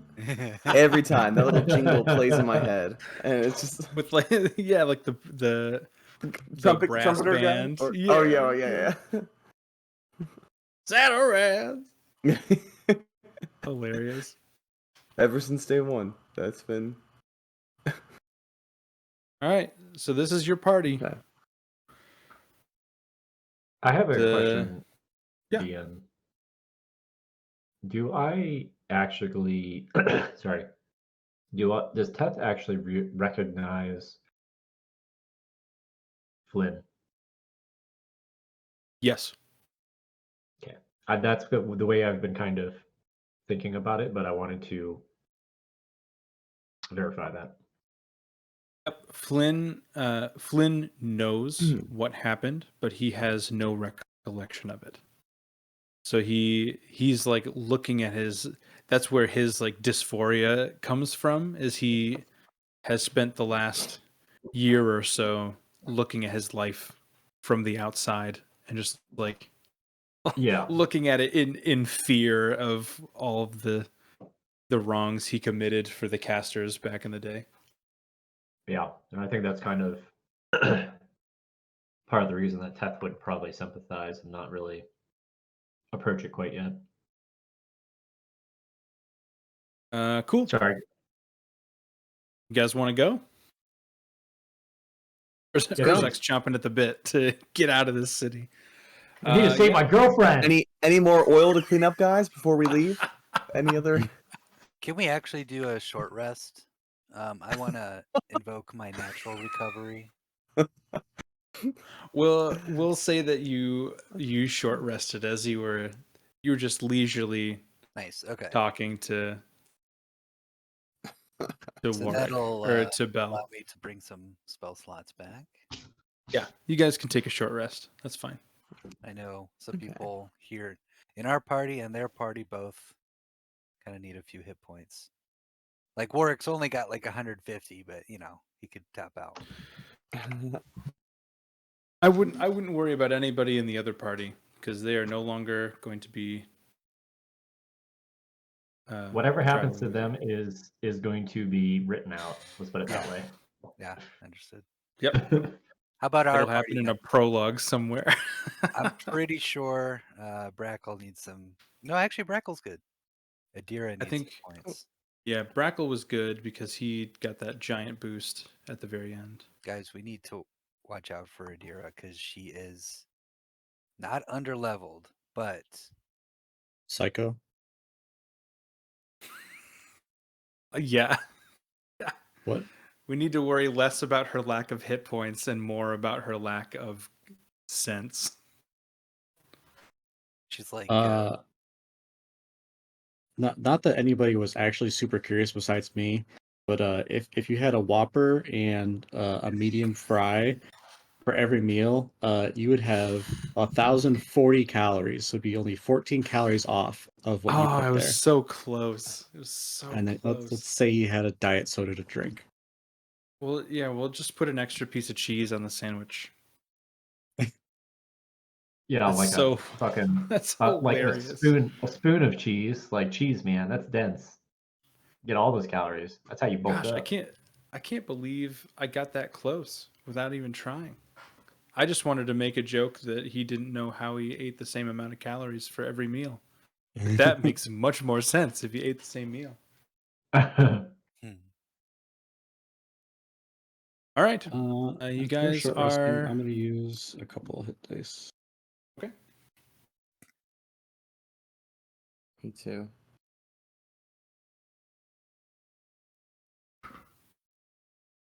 Barlos, do you have any idea when I last used my Pearl of Power? Your hit dice appears for everybody. Why does mine I not have do no that? idea. Would I have regained it at a dawn? I can't. God. I'm just gonna do it over here. When you I hit would short rest, assume, yeah. Yeah, and I do that, and I try to set it to automatically apply the result of my hit dice, but it doesn't do anything. could you click on the box? Like once you click on the hit dice, the little box Yeah. shows up below it. Click on that. Like when I click on when I click off the hit dice, a little box pops up that says 3d10 plus 9. Wait, when you click short rest? So I hit short rest, and Yep. then under your class, Uh-huh. it has the little boxes Yep. for your hit dice. I marked 2 of them. And then is there a box under that that has it would be 2d 6 plus whatever for your hit dice? Yep. Uh-huh. Click on that. Well, there's not a box under it. It's just that's what it says next to sorcerer. It says hit die, like in parentheses. Yeah, I'll show you. I get a box that pops up. Oh, wait. Okay. Wait. Now I have a box. Why is it only after I have to color at least 3 boxes in order to use it? Oh, weird. Yeah, so if I want to get 2d6 plus 4, I have to color in 4 of those little boxes under sorcerer. If I just do 1 or 2 boxes, nothing appears. Why? That's It doesn't matter, I guess. It seems Yeah. broken. Yeah. I'm just glad I got my D&D Beyond back on browser. Oh no. I rolled 2 1s. Oh no. Okay. Re-roll those. Re-roll those. That's fine. Donovan, did you roll any ones? No. Full. Alright. We're good. And I gotta color in more of the. Okay, I see. Hang on. I also didn't take the. There we go. It didn't 10. mark off my 10's hit dice. much better. Just also as a note, I'm going to swap out one of my power cells, DN. Okay. Does that leave you what with 7? Can't remember how many you had total. There. So my armor was depleted after the last battle, and I have 2 power cells of 6 charges, and then I have 8 power cells from Zethlo that have not been rolled. But I have 2 of 6, so I'm not concerned. We can worry about that another time. Also, Urzak, if you want to attune to the warband, you can use that short rest to do that. Yeah, that's a good call. Ew. And Vern, you can attune to your leather from your dead parents. Yeah, pretty attuned. Wow, yeah. And Brad's attuning with his farts.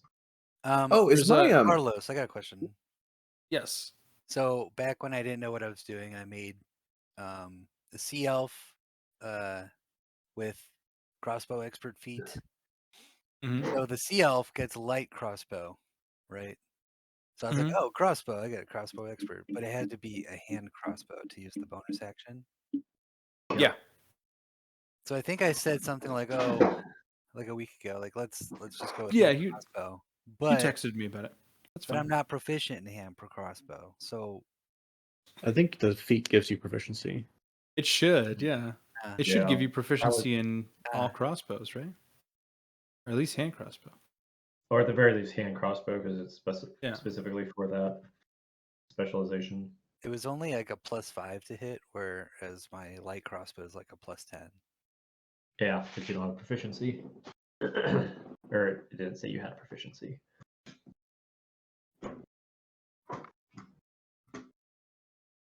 That seems like a D&D Beyond flub. Barless, if you want, we can just talk for another 2 hours. I'm gonna add so one in orbs. So if Malor's is for healing and yours is for smiting, what is Vesh's for? Listen. There would have been definitely more talking if Teth did not have an orb that is directly connected to Des. So just be thankful of that, I suppose. But how great would it have been? Oh, go ahead. I was going to say we should go save Eleanor, that being the case. But what if we went through an entire session tonight And then at the very end, at 9 o'clock, the robot sends another hologram, and it's like, in case you guys didn't hear me, I have Eleanor here, and I really need you to take her away. Like, I had my guy open a portal, and he sucked the wrong person in. So if you could just pick her up at the mouth of the cave, that'd be great. Yeah, Really appreciate literally, it. Thank she you. is insufferable. Please take her. Barlos, I put expertise on nature checks for myself, correct? As long as I possess an herbalism kit. Yes, because you had it before. Okay. Yep. Okay. I also just gave you proficiency in hand crossbow. Okay, so I'll go back. Cool. Yeah, you're totally right. It doesn't give you proficiency. It specifically says you ignore the loading property of crossbows you are already proficient with. Yep. Oh no. It like avoids the question entirely. Yeah. Let's go train with Warwick. Oh, crazy. It's still showing on your character sheet. It's still showing that you have a light crossbow. Yeah, not a hand crossbow. I was just experimenting with what it would. Oh, gotcha. I'm back to hand crossbow, if I have. Oh, But wild. it's showing +5. So hold on, let me refresh probably, and it'll work.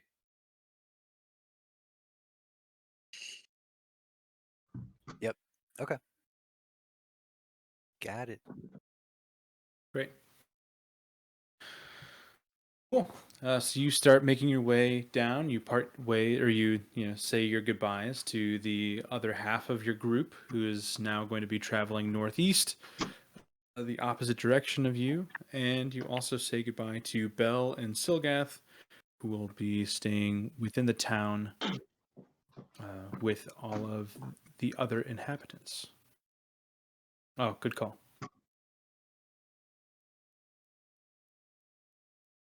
And you make your way through the outside wall. The four of you that had gone through there before, Brackle, Urzak, Teth, I guess just the three of you, you would Rub it in. be familiar with it. It's the same exact way you took to go down to check the trap before. And you just kind of follow the path along. And Silgath is right. It seems like a very well-traveled path already. It's about 10 feet wide, so it's quite a good-sized path. You would be able to guess based on the dirt and the sand how it's packed down. It's used for more than just foot traffic. You could say that probably a good share of wagons and carts are taken down this path as well. And let's see, there are four of you. Yes.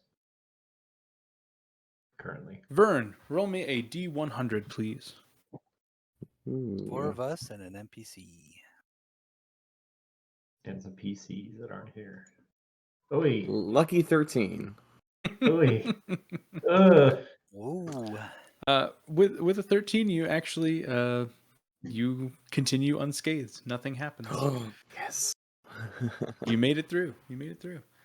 So you travel down this path for what seems like it's probably an hour or so. I would assume you're moving at a brisk pace if you're trying to get there in a timely manner. So you're moving like this for about an hour. Could I have a marching order from you? And I figure Flynn will be somewhere in the middle. Are we going through the forest as well? Like, is this path through the Drumwind? It is. I'll pull that map back up. So it is like a direct.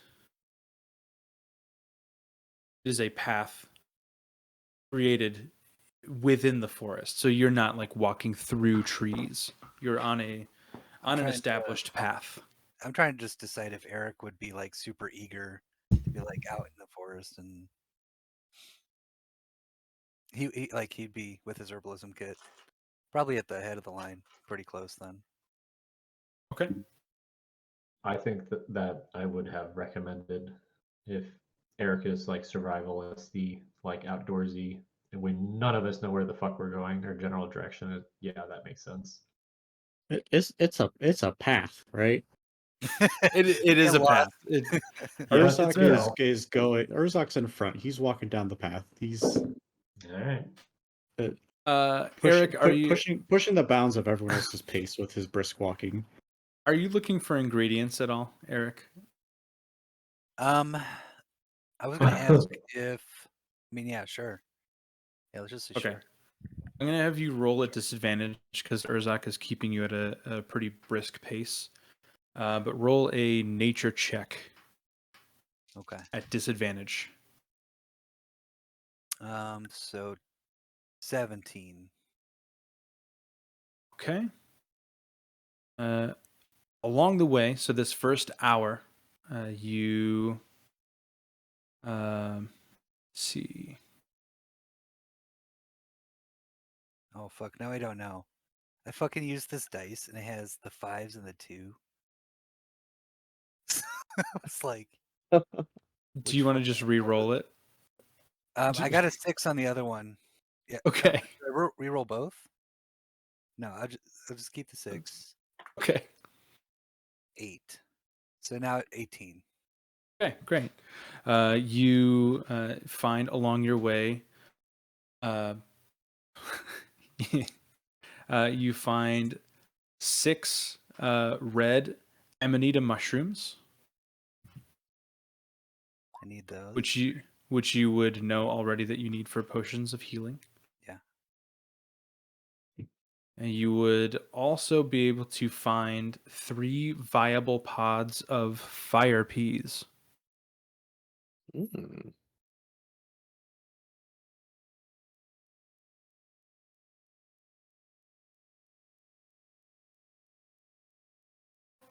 Now is fire bees an animal? Peas. Fire peas. Oh my bad. Fire bees sound awful. Yeah. Oh, I hope we never find fire bees. And roll initiative for the fire. I'm like, pods. That's a weird way of calling bees. Are you gonna grow They're like the fire dolphins, bees as well? Pods of bees. These bees fly in triplicates. There's 3 of them, and we call them pods. Yeah, pods of bees. Hilarious. While we're walking, can I try to train Zapdos a little bit? Oh, that's what I forgot. Zapdos came back with Dez and Flynn and the Wisp. When you fainted, he panicked and flew away, and he saw that they needed help in the forest, so he helped them fight. Was he excited to see me though when he saw me? He was again? so excited. He was so excited. Good. He was flitting about, and he dropped right into your pocket and was just nestling in there. That's Good, how I'm gonna good. know if it's a 2 or 5. There we go. Filled in with a marker. What are you trying to accomplish with Zapdos? Let's see. What could it be useful if I feel like he does like minor electrical shocks, right?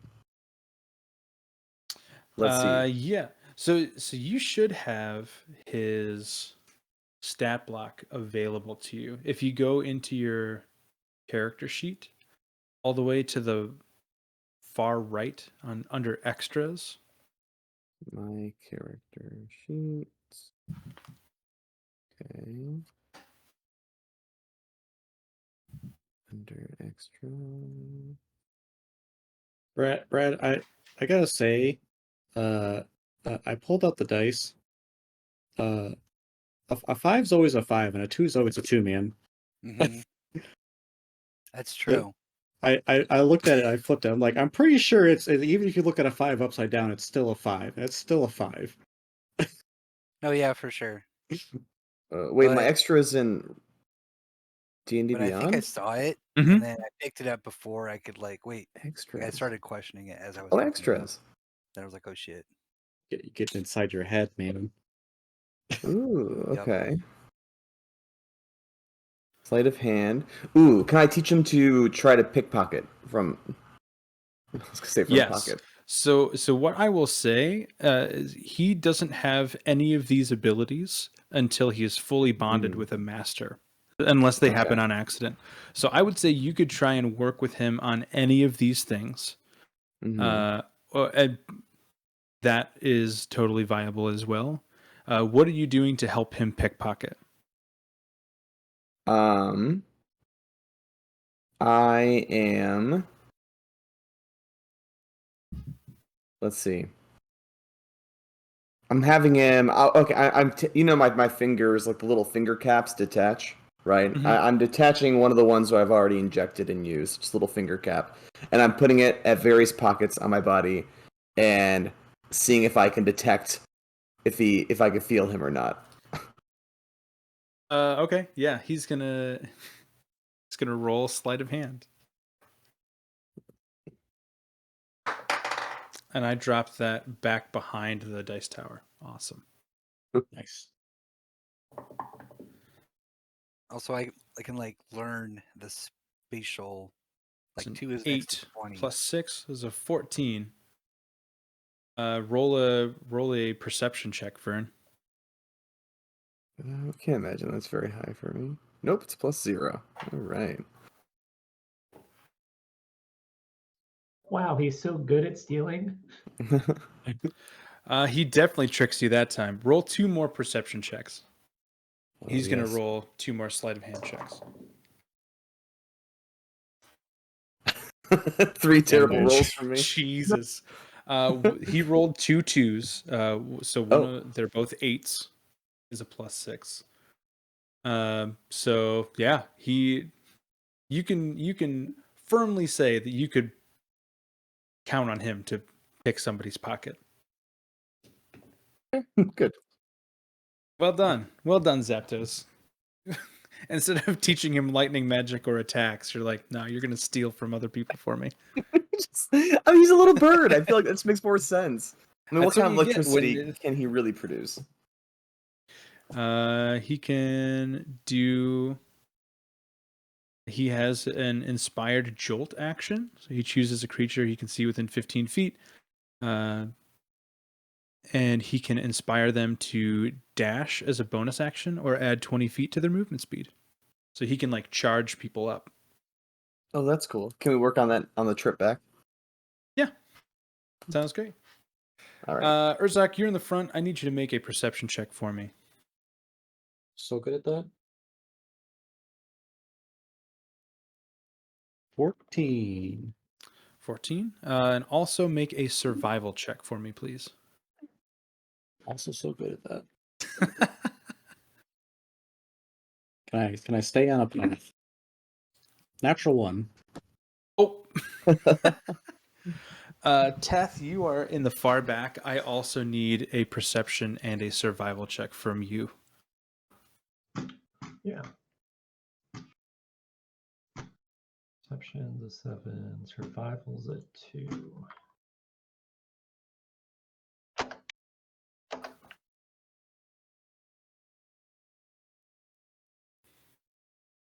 Not great perception, 13.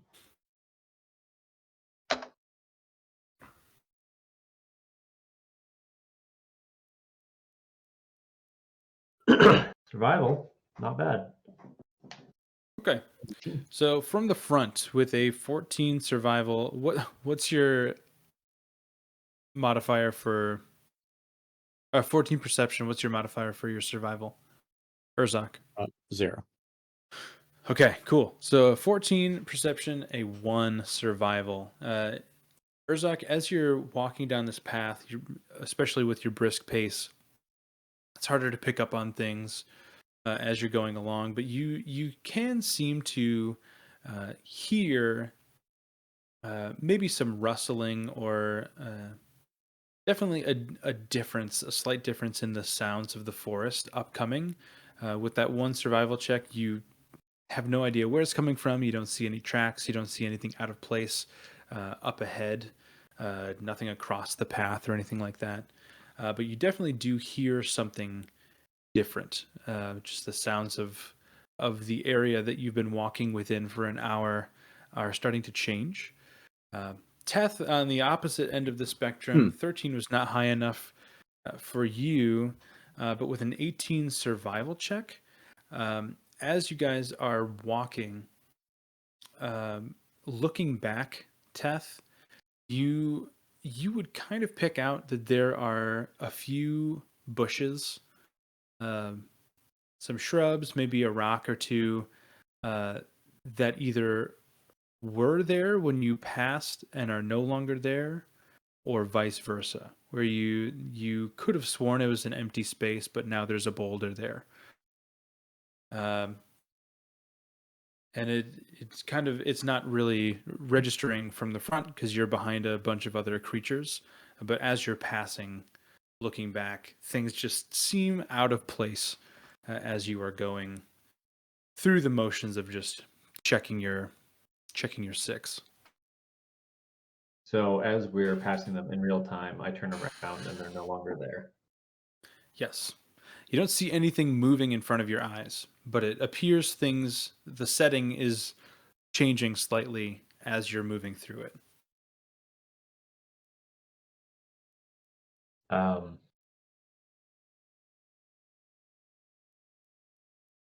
I don't know how to put this, but things are moving as we're passing them. I don't hear them, but they're clearly we're there and not we're there when I turned around.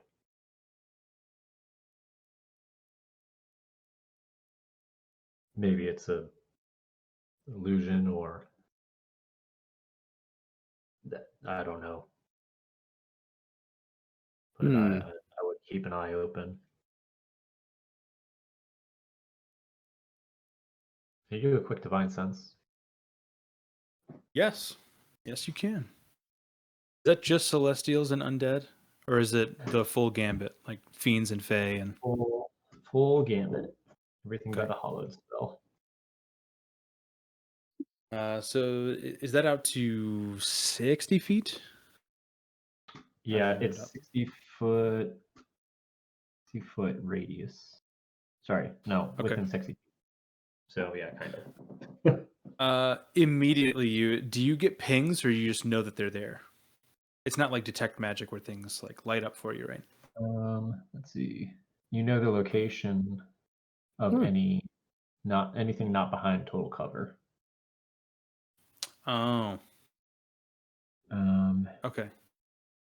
But you can Within the sense same that they're radius- there. Yeah, within the same radius, you also detect the presence of any place or object that has been desecrated, consecrated from the hollow spell. No desecration or consecration, but you do detect the presence of several fae. Yep. Yeah, we got some fae on my radar, and then Tefla kind of, I'm assuming behind us. A couple of different places. They're all behind cover, so you can't be 100% sure. But within that radius, you are sensing them behind you, to your sides, and in front of you. They're completely surrounding us. Approximately, I don't know, 6. That was just a guess. Are they dangerous? I mean, they haven't attacked us yet. Herzog's gonna stop and just call out. Say, all right, we know you're there. Come on out now.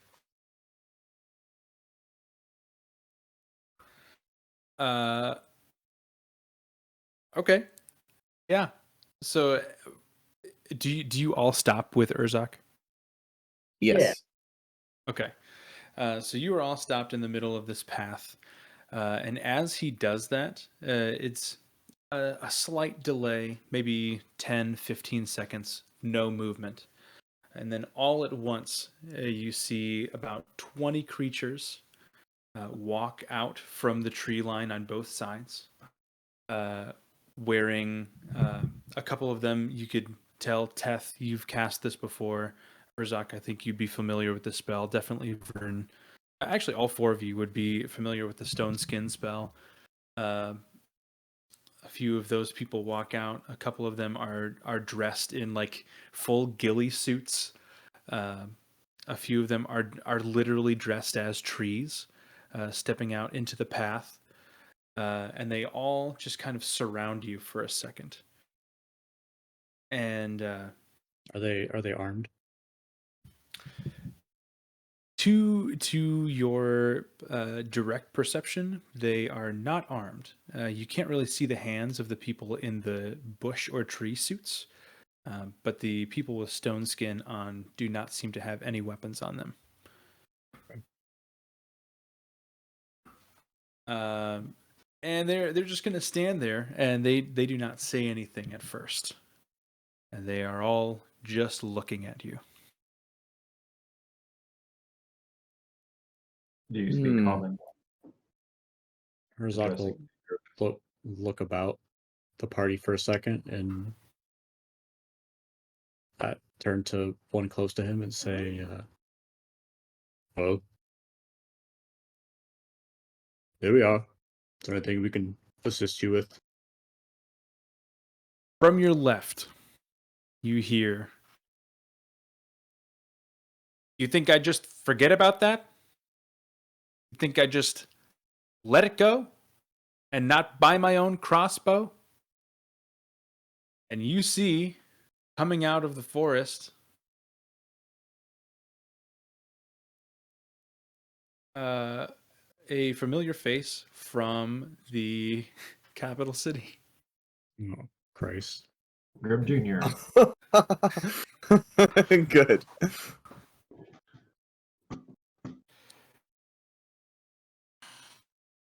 I went to a healer, got myself a bunch of magic items from that weird European guy. I don't know what he is.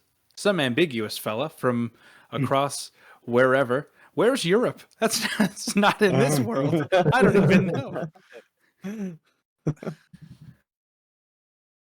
And he's gonna walk through the line or the circle of naturally disguised people with a crossbow. He's just gonna be kind of hitting it across his hand. He's gonna say, "Sweet, sweet revenge, Eric. Time to pay the toll." I'll be like, okay. oh no, I guess Eric didn't put the baby in my belly. Never mind. That was he just made all the other ones big and attack us. That's right. He's gonna say, "Eric, I want your most valuable magic item right now."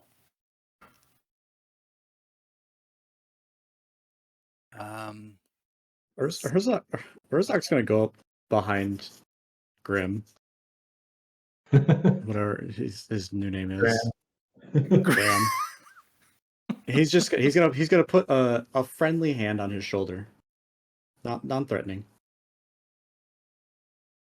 and he's gonna say, "All right, look." Make a Constitution saving throw. You were putting your Oh. hand on his person, correct? Yeah. Okay. Yeah, make a con save. I think that's a 25. Yeah. That might not be a full one. Do you want the rest of this? It's coldish. I just Passing off Pringles containers over there. yeah, yeah. It was a 25. 25 saves. You are going to take half damage. As you touch him, your hand begins to burn, and you're going to take 5 acid damage. Oh. Okay. It will.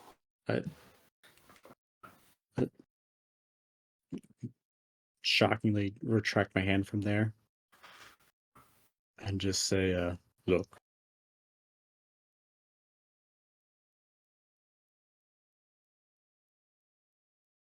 I don't know what happened between you and him in that alley, but Keep it fair.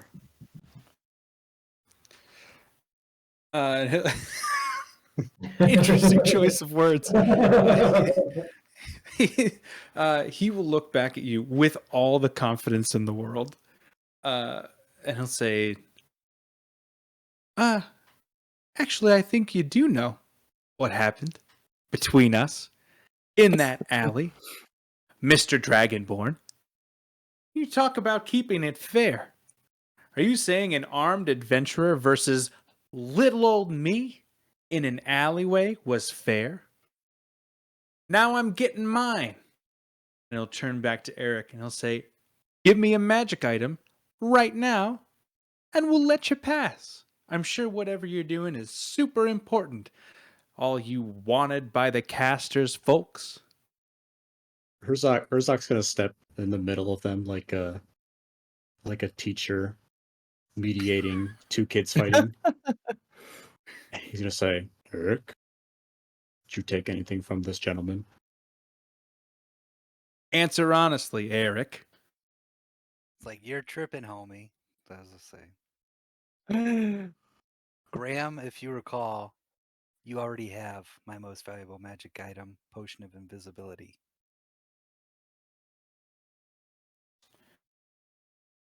You know what, Eric? Air? Can I call you Air? You know what, Air? Have you ever experienced the pain of having multiple ribs broken at the same time? Just 4 of them.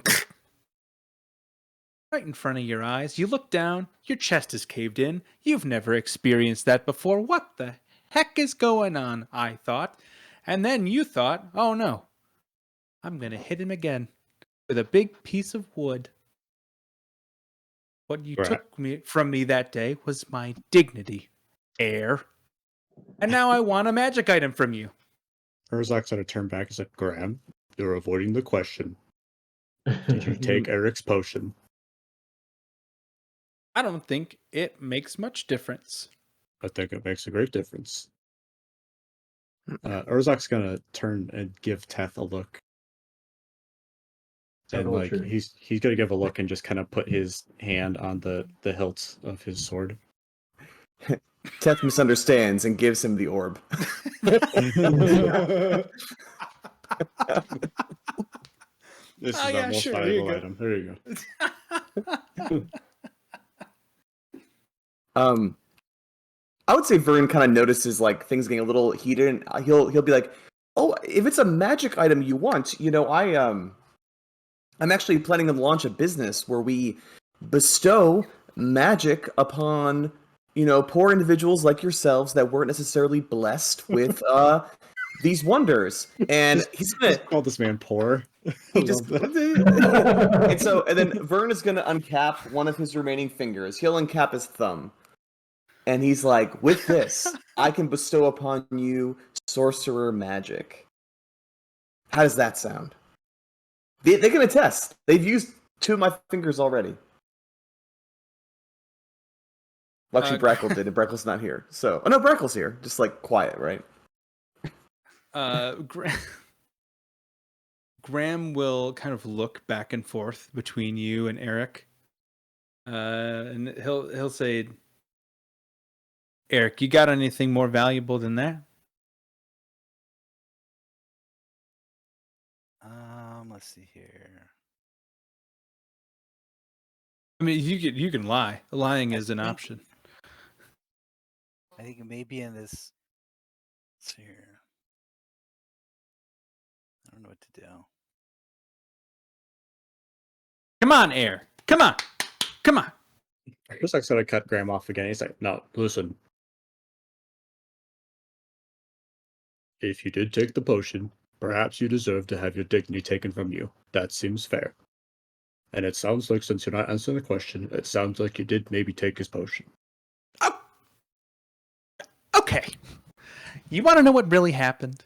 You gave me some silver, and this jackass took it back, and I took his potion, and you know what? That potion paid for my stay in the hospital, and it was rough. So now I want some revenge. I don't want to hurt you. I probably can't break your ribs, but I can take your items. So give me the item, Eric. Can I? Well, no, hold on. How about you just break a couple of his ribs? I mean, gladly, if that's what you're offering.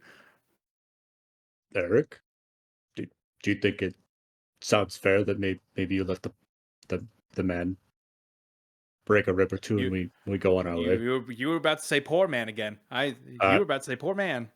But I did not. He looks over at Vern. He's like, I caught that. You're fine for now because you didn't hurt me at all. But Eric, can I break your ribs? I guess I'll just ask Graham. Graham, if you tell me that this will end this right now, we have very important business. And I just need to know, would this settle this? The ribs or the item? Would the ribs? You know, he kind of like would cracking my back. ribs do it for you?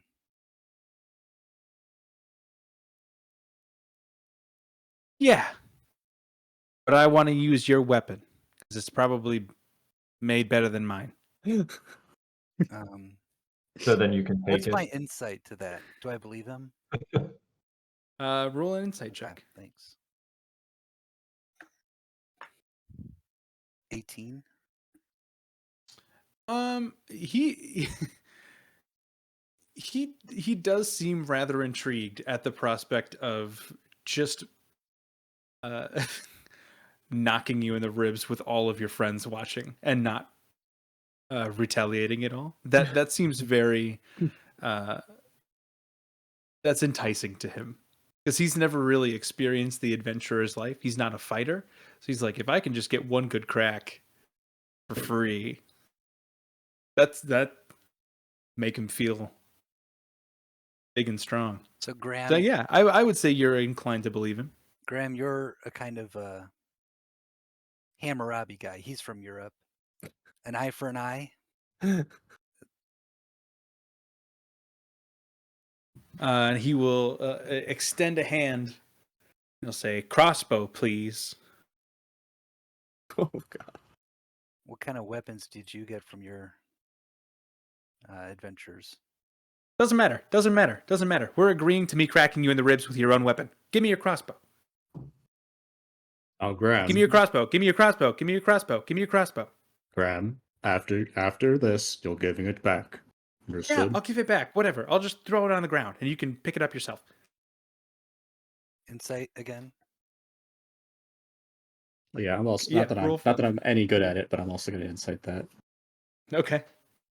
Okay, it's another natural one. 22. Eric, you still believe him. Urzak with a natural 1. You are just getting frustrated with how quickly he's talking. You're just the sound of his voice is annoying you. You have no interest in whether he's telling the truth or not. You just want the situation to be over. So Graham, just like the silver piece this gentleman, speaking to Urzak, gave you, you're willing to give back just exactly like you did that, kind of sarcastically, right? Because he never gave that back willingly. You mean the silver piece that you took back from me? No, I'm not going to give you another silver piece. Give me a crossbow. Air? Also, insight, do I believe that he thought I took it? Because the way I remember it, I said I asked for it for some news, for some secret information. With that rule, you wholeheartedly believe that he's convinced you took his silver back. Yes. That I forcefully took it, and that's what started the last fight. Yeah. Yeah. Well, I mean, it wasn't a fight, to be fair. You assaulted him. Urzak, you recall that when we visited Mir, where we're coming from, that there was a very intellectual, potion. It's sort of like a healer, a magic seller, magic item seller. Eric, stop Referring talking. to Belle. She gave me a potion, and you do recall how powerful that potion of growth is, correct? Urzak's not listening. He's just like rubbing his head right now. He says, "Look, Eric, you're a fine fighter. Consider yourself a friend of mine. But more than I love each and every one of you, I love my god, my deity, Lendis, the god of justice. If you assaulted this man, he deserves and has every right to break your ribs in return." Because of what you just said, give him though, the crossbow. also make a deception check. Me? No, Eric. About the potion. Yeah. Oh, that's pretty good. 19. Let's see. He'll say, listen to your friend, Eric. He was there when you attacked me. Did I attack you back then? No. You know why? Because I was laying on the ground, moaning, inches away from the loss of my life because of you. Least you can do is let me hit you with your own weapon. Eric will give the crossbow and explain. I would give you this item too, but this will heal Helen. She is in your capital city, so I don't know if you've ever shopped at the general store. Yeah. I'd like to give Eric, Beautiful not woman. Eric. I want to give Brackle a look. My God, how well can I give Brackle a look that conveys counterspell this fucker if he tries anything? Make a sleight of hand, I guess. I don't know. Maybe just a straight dex. I don't think it's stealth, but it's not sleight of hand either. I don't just roll know. a dex check, or I don't know, charisma or wisdom, maybe. Intelligence? I'll give you intelligence. Yeah, I'll give you intelligence. 21. Yeah. Okay. We'll say that Brackle picks up what you're putting down. And then, but to brace for the crossbow hit, Graham, I'd like to sort of, I just grab my pouch, my herbalism kit, and because I have all this stuff in my back, my adventurer stuff, and I place my backpacks on the ground, and I still have my herbalism kit, but it's the leather strap to it is wrapped around my wrist because I cast freedom of movement on myself, just in case there's some kind of restraint on me that he's planning. So for an hour, there's magical effects can either reduce my speed or cause me to be paralyzed or restrained. He's gonna restrain you by hitting you with his crossbow. Your crossbow. He might. It's gonna sprout vines or something. Okay. All that's. I mean, it's your through Eric's head crossbow. is Who knows? This healer, selling him magical items. Who knows what he was told and guaranteed? So. I also touched him and he burned me with acid. So. Yeah. So I'm gonna cast freedom of movement. It's just one action, casting time, touch. So. But I figure freedom of movement also requires a verbal and somatic component. Can you explain what you are saying to cast freedom of movement at this moment?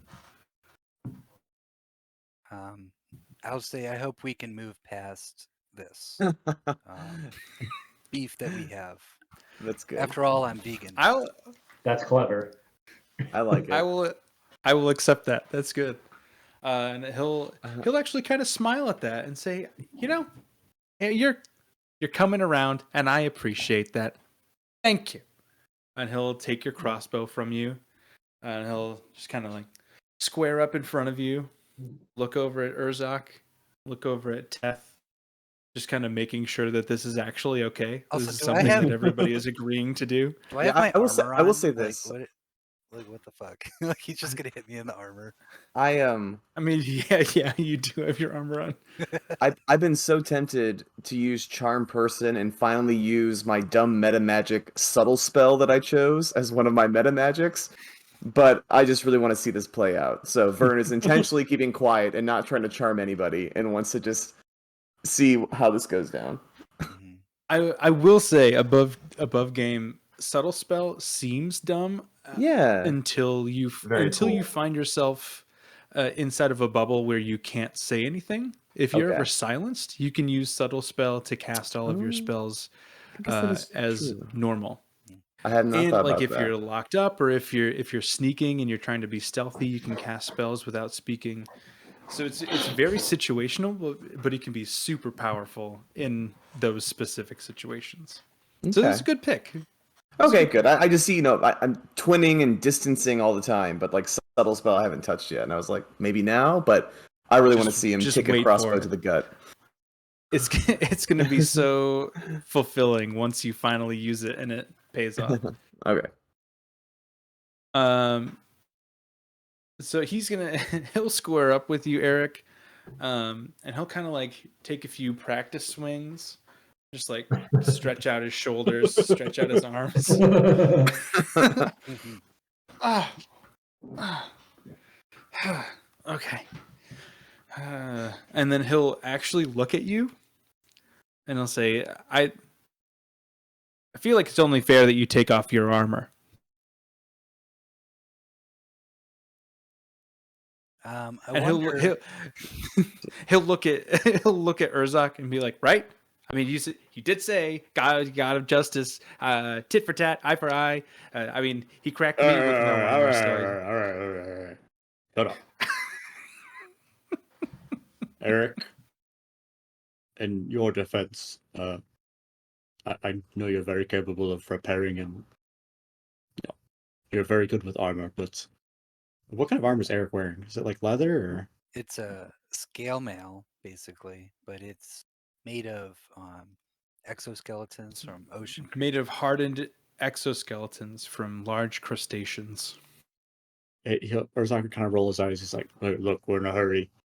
How quickly do we get this thing off you? 5 minutes, I think. Okay. Yeah, How five, about- if you're just taking off the top 5 minutes. Urzak's How about just you- like rubbing his face. He's like, oh. Just be over. Hey Graham, how about you just hit him like more than he hit you, since he has armor on, so we can hurry up and get this over with? Because I really don't know what's going on. Apparently, Eric assaulted you. How many hits are we talking? How many times did he hit you? Twice, technically. Twice that. Once with the crossbow. 4 times. Four Or- times. Sounds great. Or twice, and I get a shot from that guy's finger. And he points over at Vern. You really don't want that, Graham. No finger, no magic. No. 4 hits. Eric, does that seem fair? Yeah, Great. great. All right, No he's face. gonna roll to hit 4 times. Okay, and let me know if On he Eric. crits any, because the armor is still on. So he is a commoner. So he is +0 to hit. If he has any nat 20s, there. Yours is good. 4 hits. 2. There are 2 nat 20s. Oh well, I'm immune to Jesus. 2 nat 20s, 1 nat 1, and a 4. So 2 hits. That's hilarious. Yeah, so he hits you twice. Or like impacts you twice. I mean, you're standing still, so. Mhm. The improvised weapon rule, like a D4. Yeah. D4 plus 0 because his strength is 0. It's stronger than Or his strength Eric. is like whatever a commoner's stat is. Well, I think Like a 5 or a 6 or something like that. I think you still get to technically, for some reason, use Dex maybe because it's a crossbow. Oh yeah, I don't know that it matters. Okay. I don't have stats written out for him. Just commoner stats I know are super low. I'm just I gonna think roll it's 2d4. 10s. Yeah. Yeah, I think someone's across. So you are going to take 4 bludgeoning damage. Oh my god! Is You better- Eric selling it? Yeah, I was gonna say you better fucking sell it. With So with every blow, the 2 blows, I want to just convince Graham like he's like the strongest thing. Like I just Donovan has X my no ass active off. conditions. Yeah, it's all that I was still restrained, and apparently taking that off is like, okay, let's tell everybody. Great. That's weird. Yeah. So we're gonna say the first hit is the nat 1 because he's not used to using the crossbow yet, and he goes to hit you, and you can feel, Eric, the impact, how he just hit you in the worst possible way. The shock goes back up the stock of the crossbow, up into his arm, and he just rocks him. Right, he He takes doesn't know what damage? he's doing. So he also is going to take damage. He's going to take one bludgeoning damage, and so he'll kind of like recoil, and he'll brush it off like it's all right. I'm getting my comeuppance, right? Second hit is the 4, no recoil damage, but he's warming up to it. And then the next 2 hits, he's like, all right, I found my stride. Bam, bam, both right in the ribs, and you can tell that he's satisfied. Eric will just smile. For the smile is to convince Graham that he's, gonna be a friend now that we're, but also the smiles because that was nothing. What? Why are you smiling? Why are you smiling? I love happy endings, Graham. You and I don't have to know each other. That's not at all what I thought you were going to say. I don't have to know you anymore. Oh. On the contrary, Eric, we're mortal enemies now. You let me hit you and you just laugh it off like it's a happy ending? Well, let me tell you this. I'm going to get more of this stuff. I'm going to find more magic. I'm going to find more weapons. And I'm going to make sure that my arms are not weak the next time I try and hit you with a crossbow. He'll throw your crossbow down on the ground. And he's like, he'll say, this is not the last you've seen of me, Eric, whatever the last name is that you have.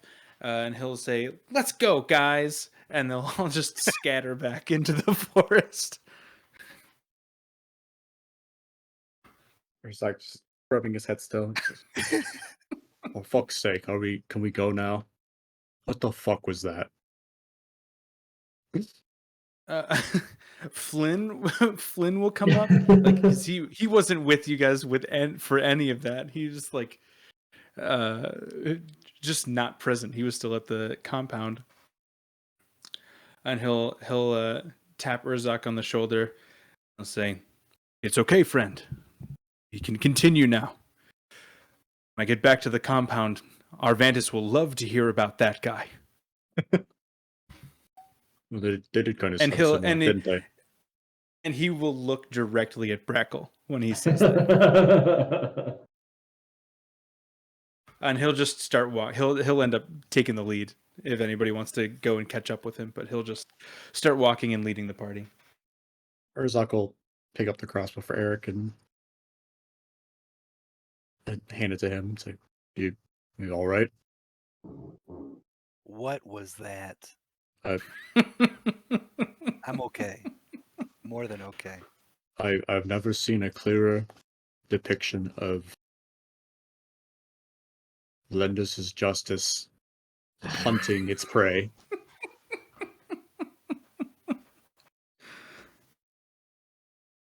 He's just gonna nod and turn and follow Flynn.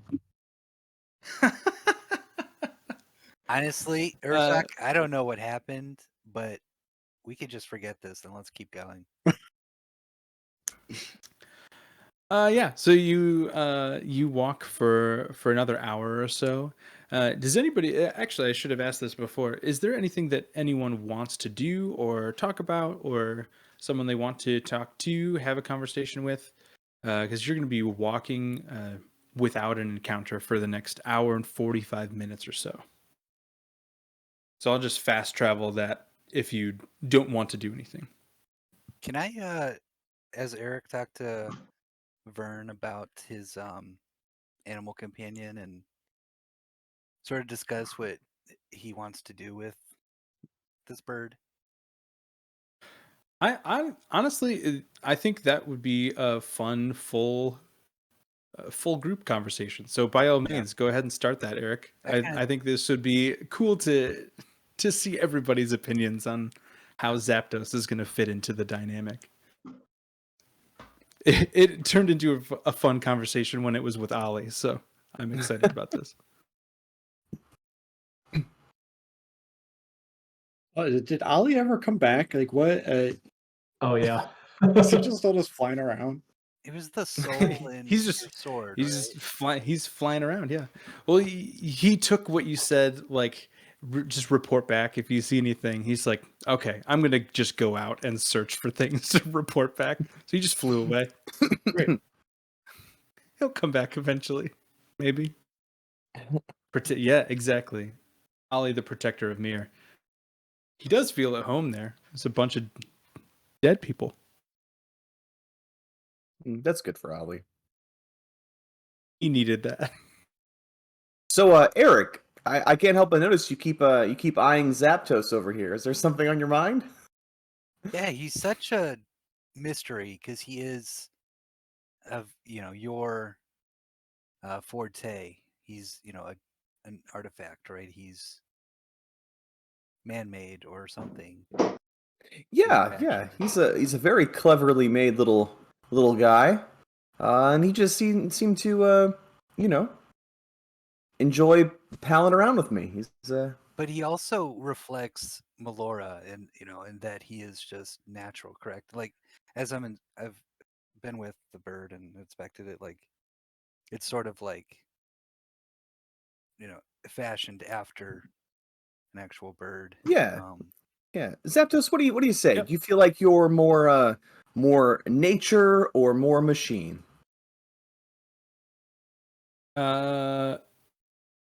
Very deep philosophical question of self for Zapdos. You haven't quite figured out how to communicate directly with Zapdos, but he'll kind of just like flutter around. He'll start flying up from your finger, and as he does this, he'll just like deconstruct his entire inside of his body, and just kind of like weave his parts inside and out, and then back together, and land back on your finger. Ooh. Can I also hold up two fingers before he lands back just to make sure? And can I go cheep cheep, buzz buzz, and see which one he prefers? He will land on the buzz finger. Of course he will. I give a little nod to Eric, like, I a little bit like Melora. A little bit, Eric. I assumed he gravitated towards you, Vern. Mm-hmm. But I think if he's one of us now, guys. So if we can find any uses for him, I mean, I'm just having him dig around in my pockets right now. But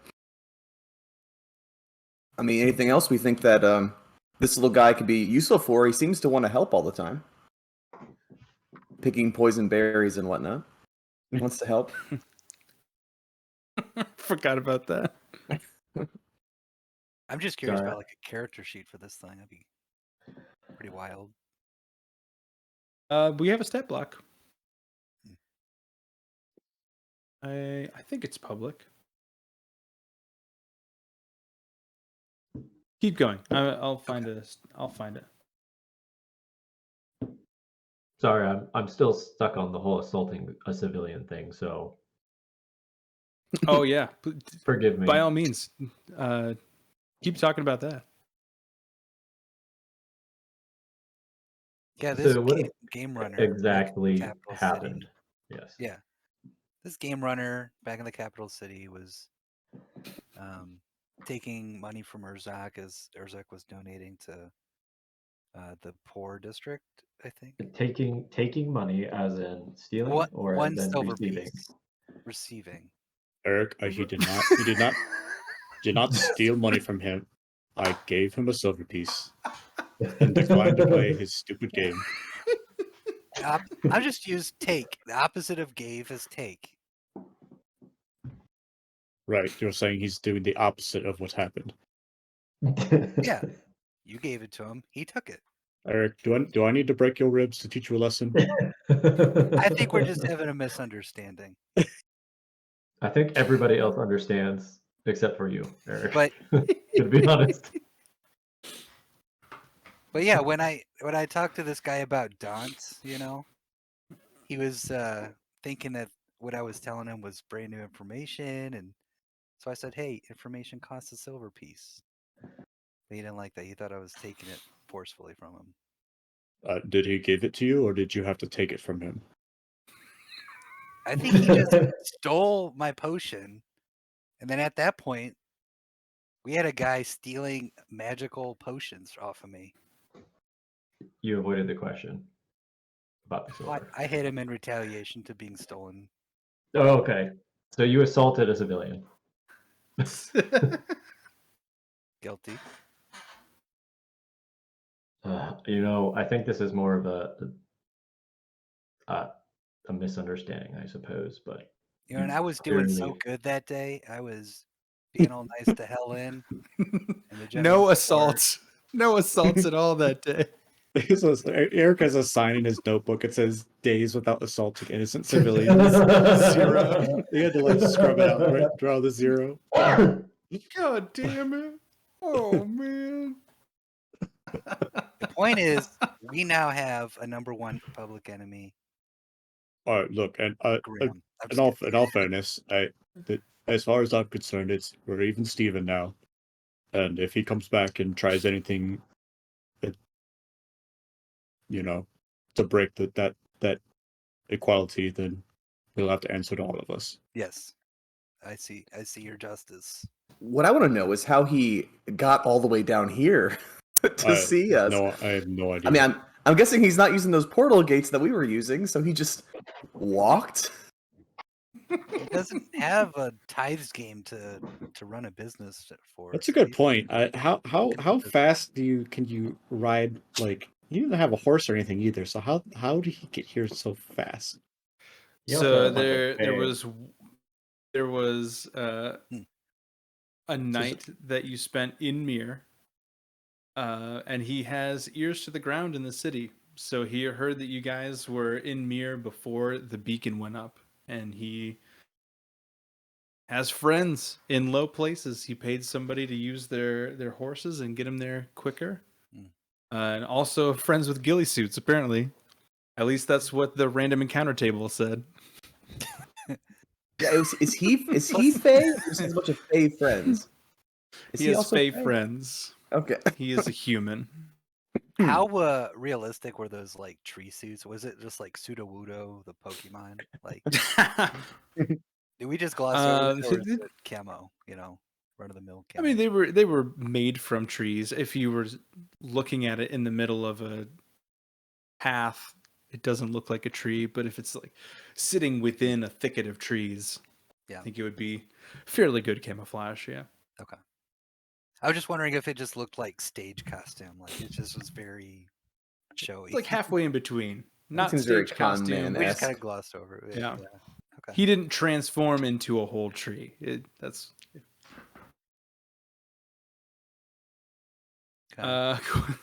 cool. Sorry, Good conversation about interrupt the Zapdos. I think he's a wonderful bird, and I approve. Good. He's feeling quite at home here, aren't you, little buddy? And he will kind of flip back and forth between your hands and chirp. He'll sing a little tune. Would the party? This is a question to everyone. Would you guys all think it's okay to maybe let him look at an orb, and maybe in the future he could take that vision and be able to scout for us an orb? You know what I'm saying? Zapdos? Yeah. I'm Let's worried give him, that Zapdos might be overloaded with the energy of that orb. No, I he's not don't want gonna his little reach things to for it. explode. Shooting fragments throughout the party. So I'm You all thinking- take 8d8 piercing damage and lightning damage. I'm thinking we come up to a compound with an orb where we suspect it is, and maybe he would just know. But I mean, we can't even communicate with it. Yeah, Not yet. it's taking like 6, 7 of possibly some of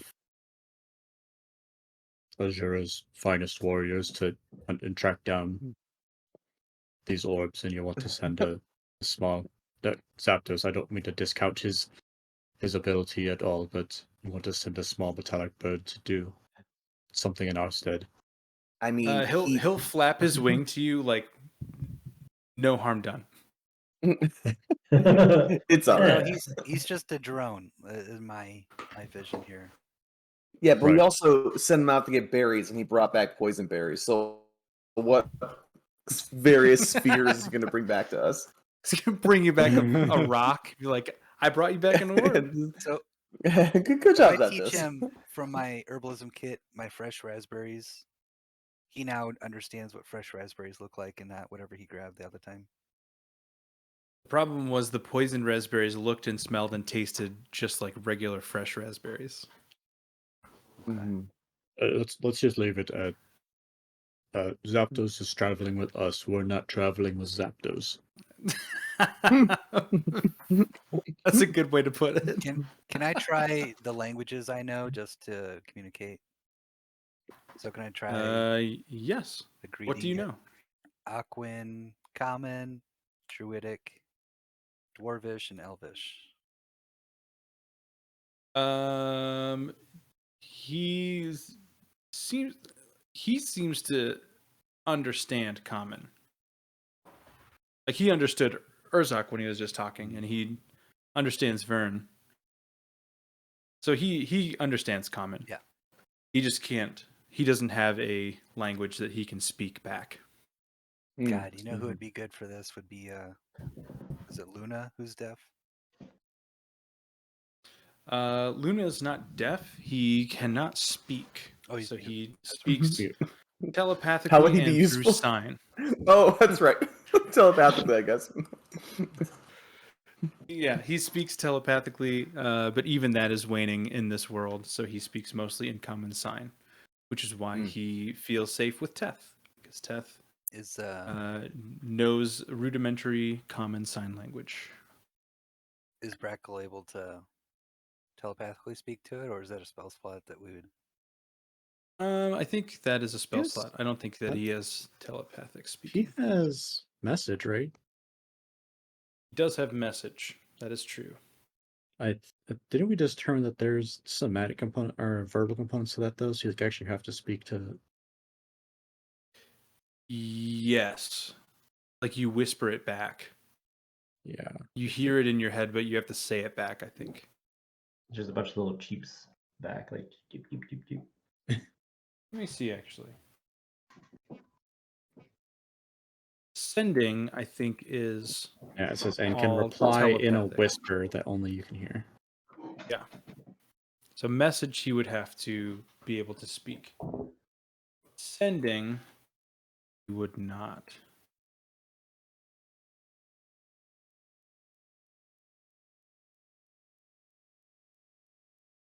Yeah.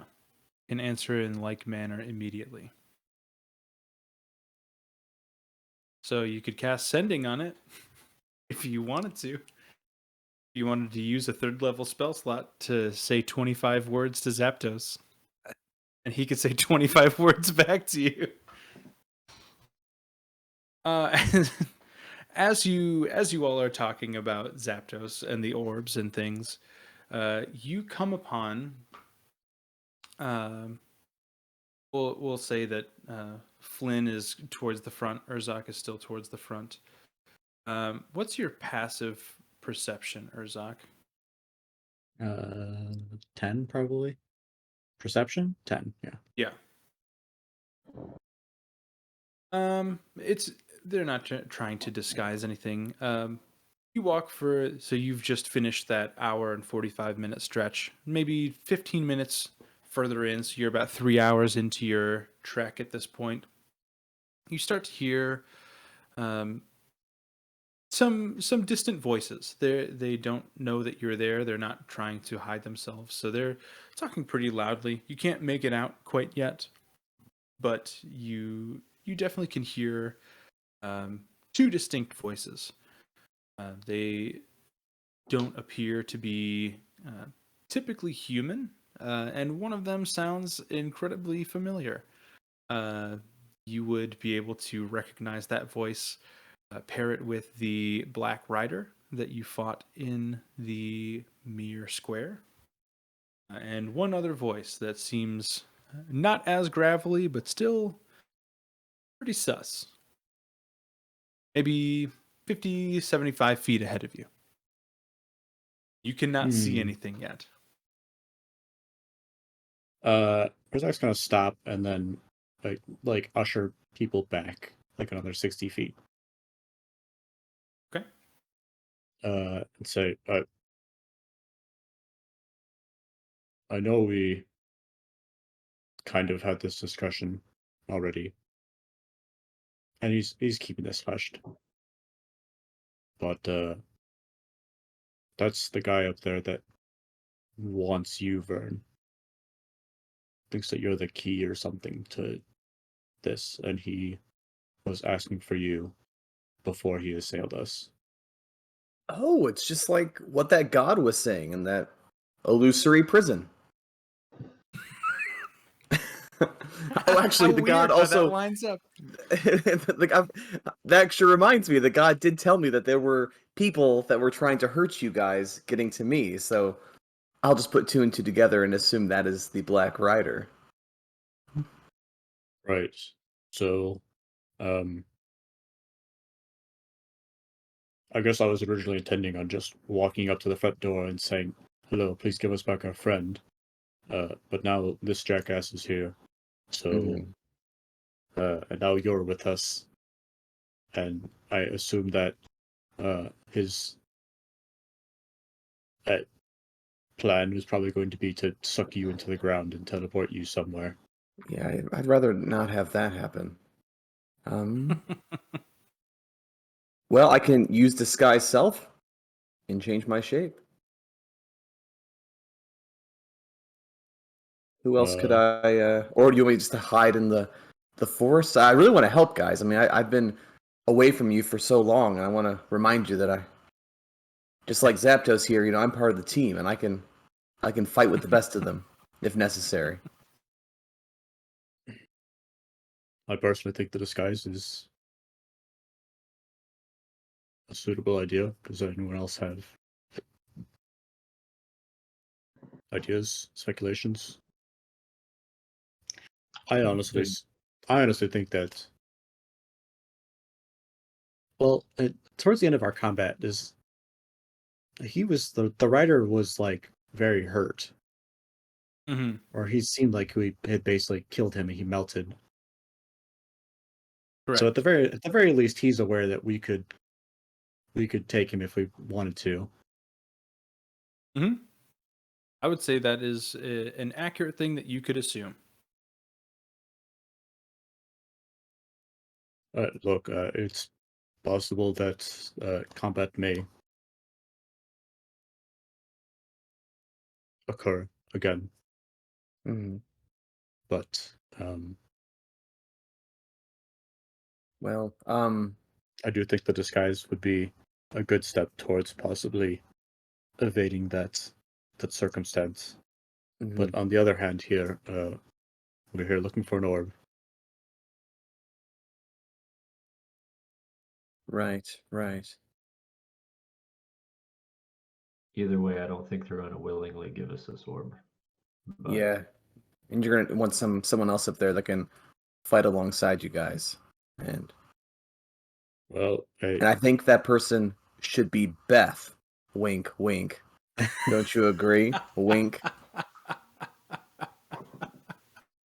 Flynn's right here.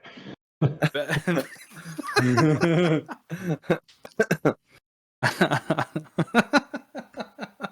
I do want to kind of tell Flynn just sort of what we faced with this Black Rider, just so he's prepared. We don't have to- Yeah, we don't that's have great. to play that out, but Okay. Yeah, he will take note. I mean, Vern, do you think it's possible that perhaps this group is seeking you out, that you would be the key to unlocking this orb? I mean, as much as I want to think that I'm really, really special, I don't understand what I bring to this table, except maybe they looked at me and, could you believe it, thought I was a little gullible or easy to deceive. I think it's something more like that. I don't know. I did call you out by name. Maybe. I think they specifically wanted you, Vern. Well, I mean, I don't. Unless it needs a gate that is opened by electricity, but I'm not the only one that can do that. Or with bronze dragon lineage. Sounds kind of oddly specific for these parts, but maybe. Well, you were also imprisoned in a mine fortress by a god, right? Yeah, so Yes. no expense was spared, I suppose, in trying to pull me into their plan. does I think they wanted you alive because they need to use you in some way. Right. does anyone else know about the letter Vern got? Herzog? Herzog would. Saw that she got a piece of paper. Right, and then Vern pocketed it. Yeah, there wasn't really too much to disclose, except if the knife is ever brought up, I'll probably bring up the knife then, obviously, and show an interest. But I don't think there's anything directly there that those guys need to hear yet. Guys, I could I could try to change my shape to look like that god, since these guys seem to obey that god. But maybe me strolling up with you all would be a little bizarre. Thus, Do you guys think that this guy's gone after the others? Like, is he a chaser?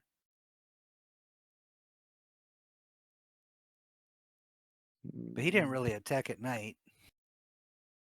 I mean, we got the description. Can I open up the Duggar's Tome that I have of that that book again, and just remind you what, like, can we just peel back through it and see like what kind of stuff was in there? I know there was stuff about the different types of prisoners that were down there, their uses, and like what they were powering. What other kind of entries were in that book? So you perusing back through the book, a lot of it is diagrams of the power cores that they used, lists of specific names, none of which would stick out to you as relevant for this. I would assume that, not that I'm withholding information from you, but there's no mention of chasers. There's no mention of Coralon. There's no mention of Black Rider. There.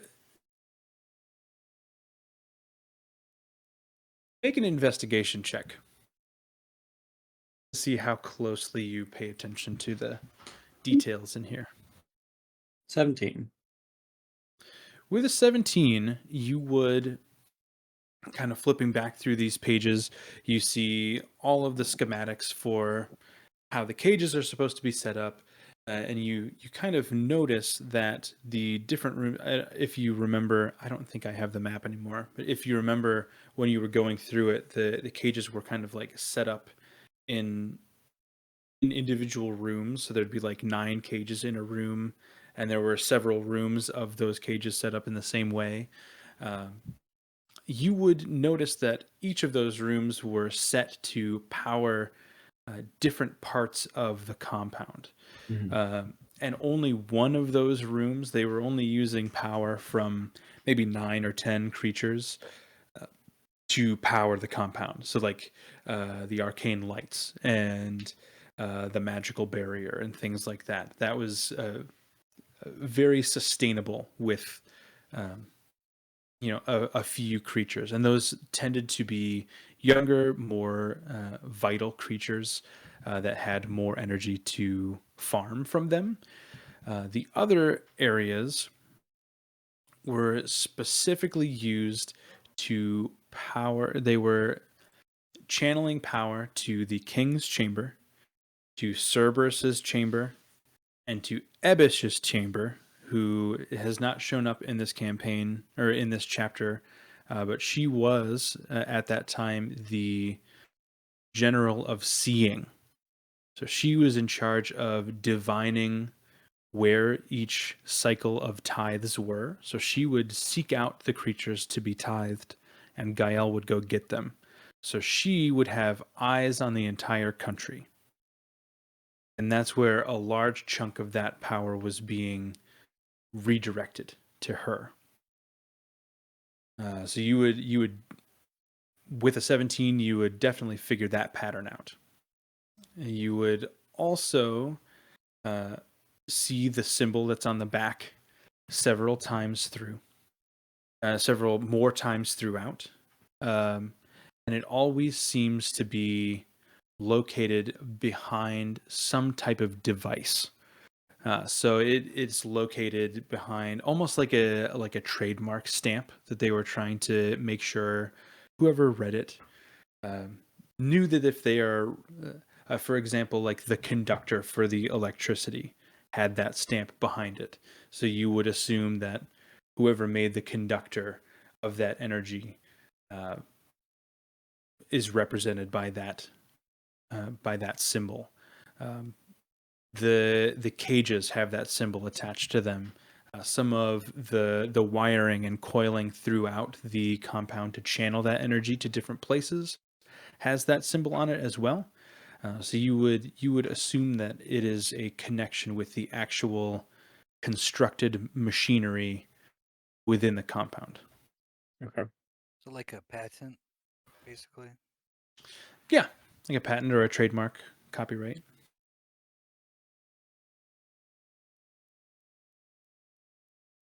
So I think it has less to do with, it's not like this symbol represents an affiliation as much as this symbol represents probably an artificer or a mechanic or a group of them that has worked in this technology. You would be on the right track thinking that way. Yes. Okay.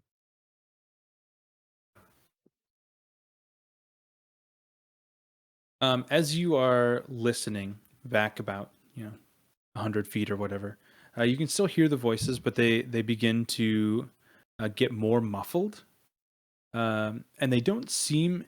It doesn't seem like they are moving further away from you. It seems like they're just getting quieter.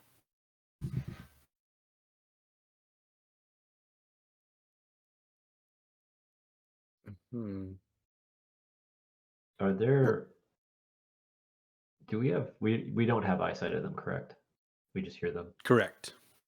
And you would assume with the check earlier, they were about 60 feet away from you, and there's it's clear skies. There are trees on either side of you, but you cannot see anybody directly in your eyesight. Mm-hmm. Could I? Does it sound like they're sinking into the ground? Make a perception check. Ooh. Okay. Hey. With a natural 20, you absolutely would assume that they are below you. Yes. Okay. Ahead and down. Hey everyone, Good roll. I'm feeling really good right now, and I think they're under the ground ahead of us. So I don't know if it's an elevator or a staircase or what's going on, but as we approach, we should probably look beneath our feet.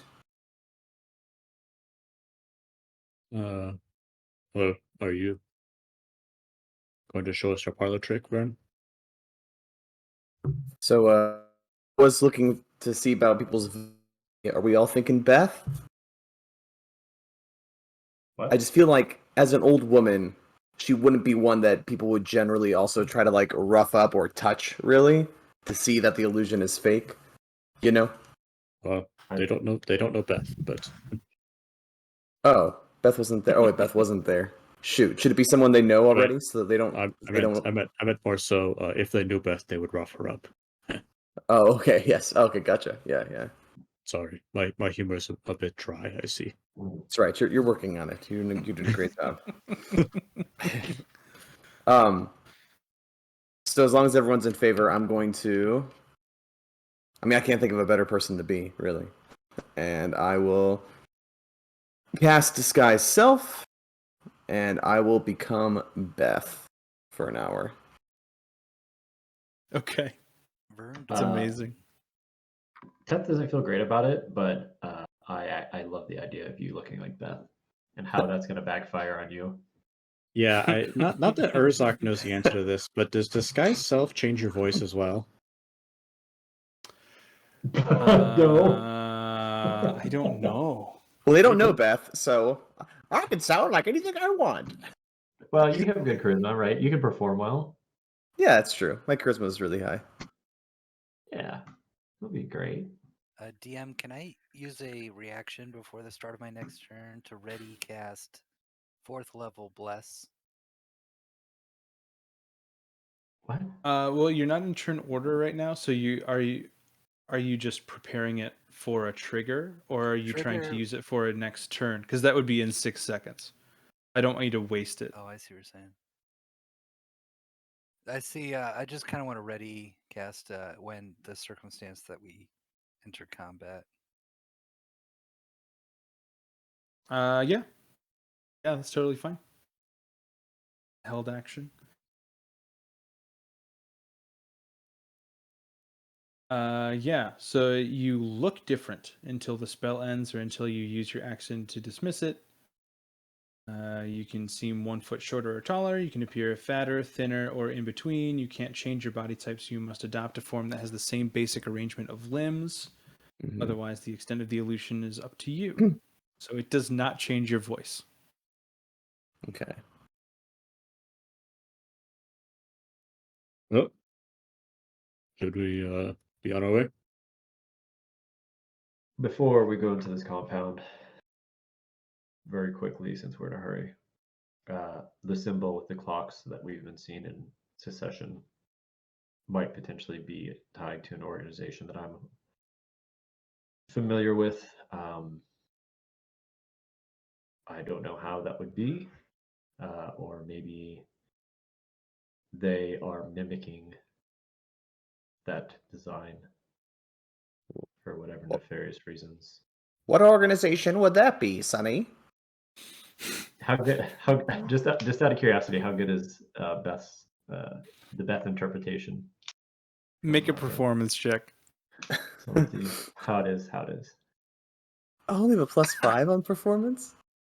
All right. That's fine. I think you put all your eggs into your persuasion basket, didn't you? I think you're right. Yeah. Oh, intimidation. Oof. Wait, Hilarious. really? Is that where it is? You have a +10 intimidation. Jesus. And deception and persuasion. Okay, So those are the ones that make a deception, little more persuasion, sense. and intimidation. Yeah. Intimidation, though. I got an 11. 11. It's like you're just starting your character study. It hasn't progressed very well so far, but like you're on the right track. You get the large beats, not so much with the nuance yet. Okay. Don't lie to me. I can tell. I love doilies. I love doilies so much. Anyone want some piping hot tea that burns your mouth? It's my favorite. Beth, I don't have any blood. You can't do that to me. Sorry. It's true. Maybe you should not speak unless spoken to. How about that for now, Beth? Wise words, yes. So You're with the party. Sounds like a You don't parrot. have to. You don't have to speak like Beth right now. You can just speak. No, I'm really trying to internalize this character. Gotcha. So getting into character. I'm Gotcha. fully doing it. Yeah. Continue, Ted. To hit the quick beats just as we go in here. After the war,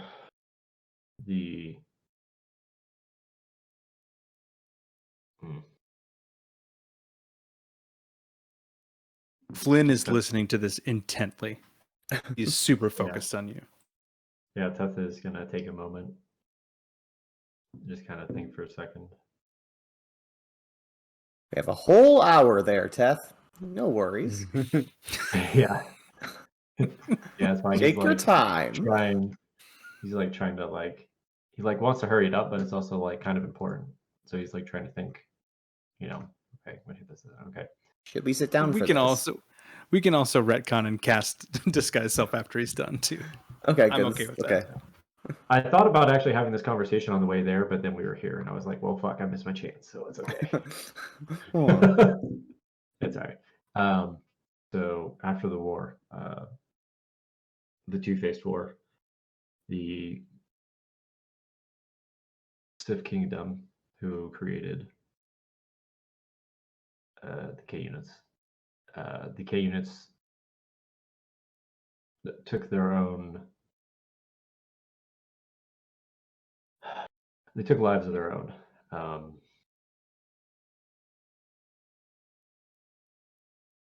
Some of us created an organization known as the Eterna.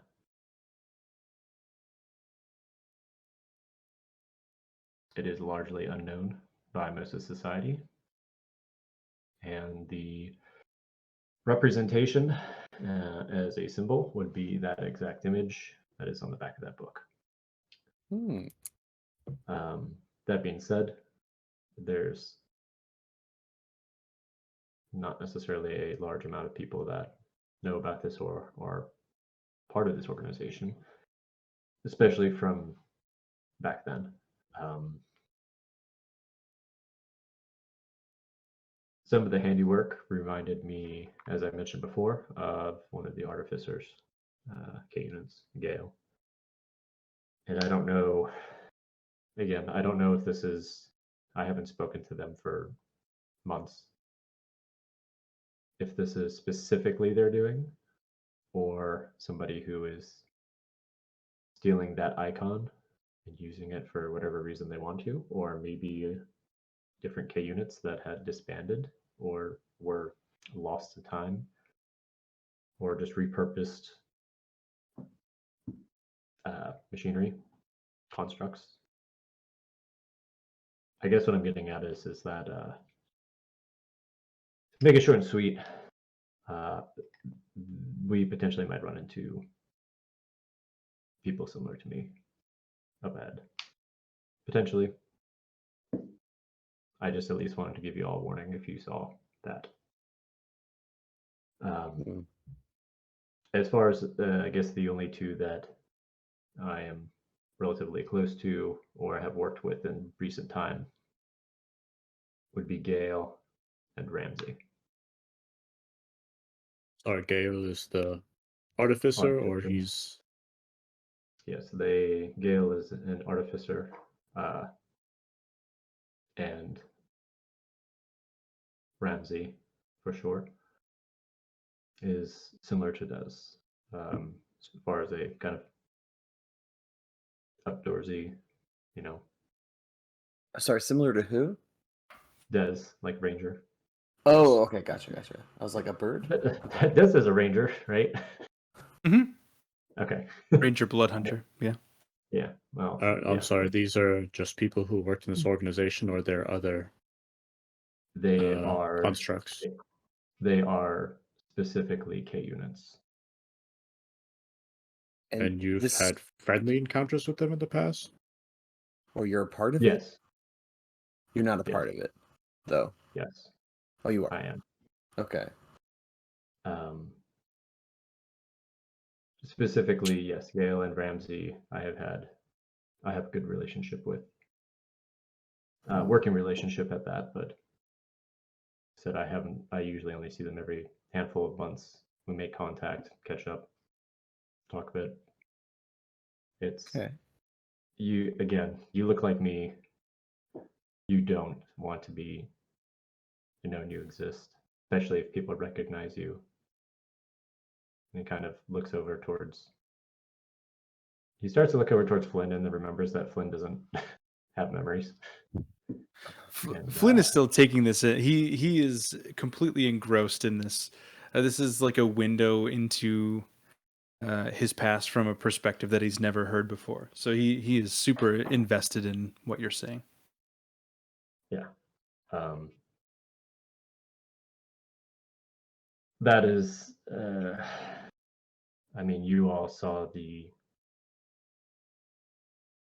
reaction that Gael had when we were, or at least most of us here saw the reaction when Gael saw me. So at some point, there were others that were also not very fond of K units. And it's sometimes hard to forget those things. That's why there's a tension between us.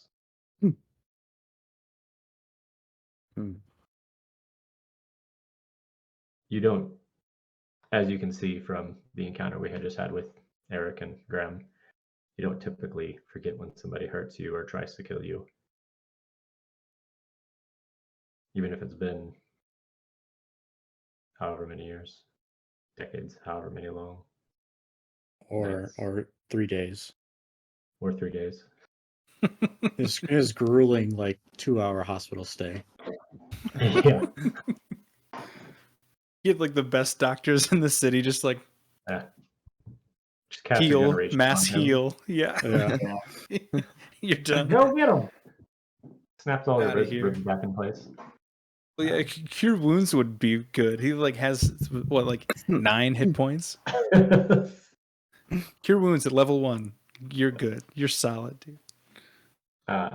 I just wanted to bring this up briefly before we go in, and also not to an extent because half the players aren't here. So. All right. Well, thank you for your honesty. Any other secrets people want to get out in the open? Anyone else part of secret organizations? Braco? Adira? Did anybody kill Arvantis? Did anybody dominate him and tell him to kill himself? Braco? Has Adira talked about the ring and Ezekiel's plan to send her this direction of the continent?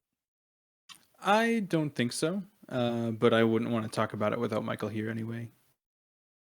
But I would say no. Flynn, hearing this story from Teth and kind of being goaded on by Urzak, also kind of wanting to get away from Vern as Beth, he'll take his axe off of his back and kind of flip it into his arms, and he'll say, I suppose the only way is forward and down.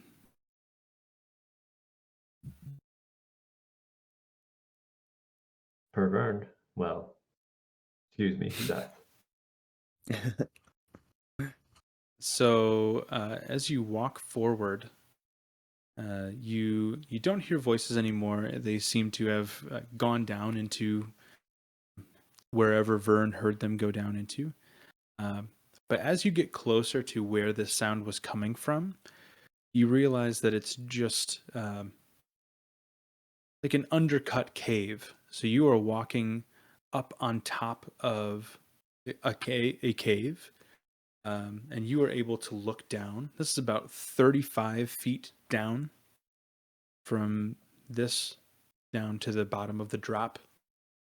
And there are 2 of those sentry constructs that you can see facing out this way as you approach. And that's where we're going to end the session for tonight. Good session, guys. Anybody ever play Metal Gear Solid? That's how I want to break into this cave.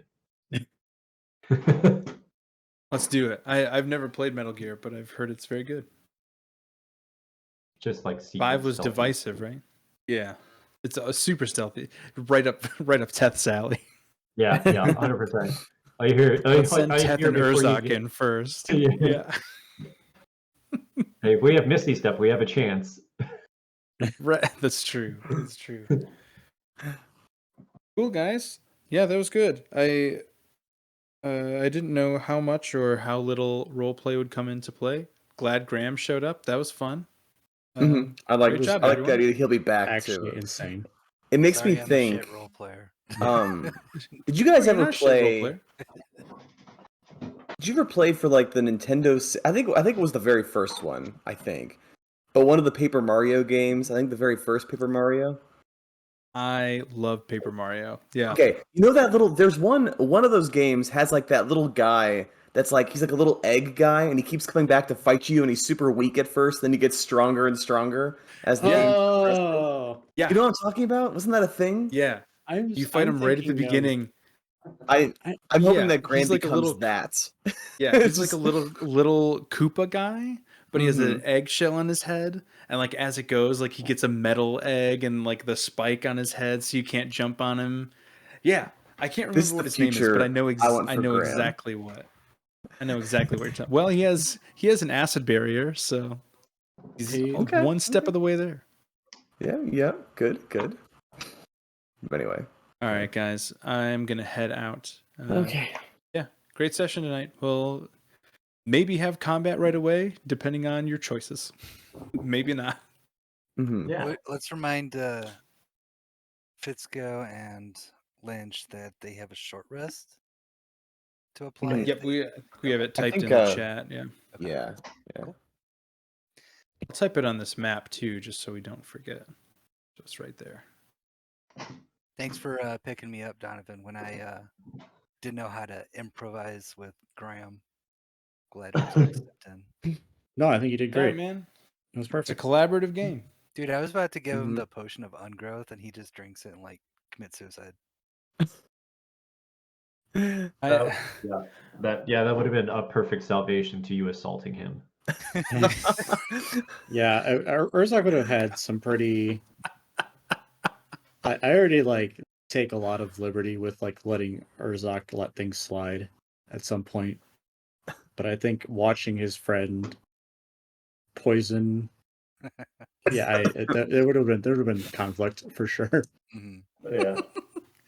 getting that PvP on. Let's see how well your crustacean armor holds up to the sword of Lindis. I feel like I keep to get back to Ellen. I don't know if I need to just like send the potion back with someone else going to the capital. I don't know.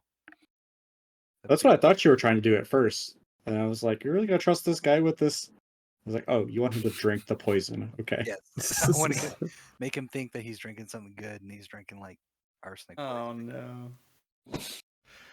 All right, guys, I'm heading out. Great session again. Thanks a lot. I will Yep. see you next week. Good night, everybody. Bye, guys. Bye. Later.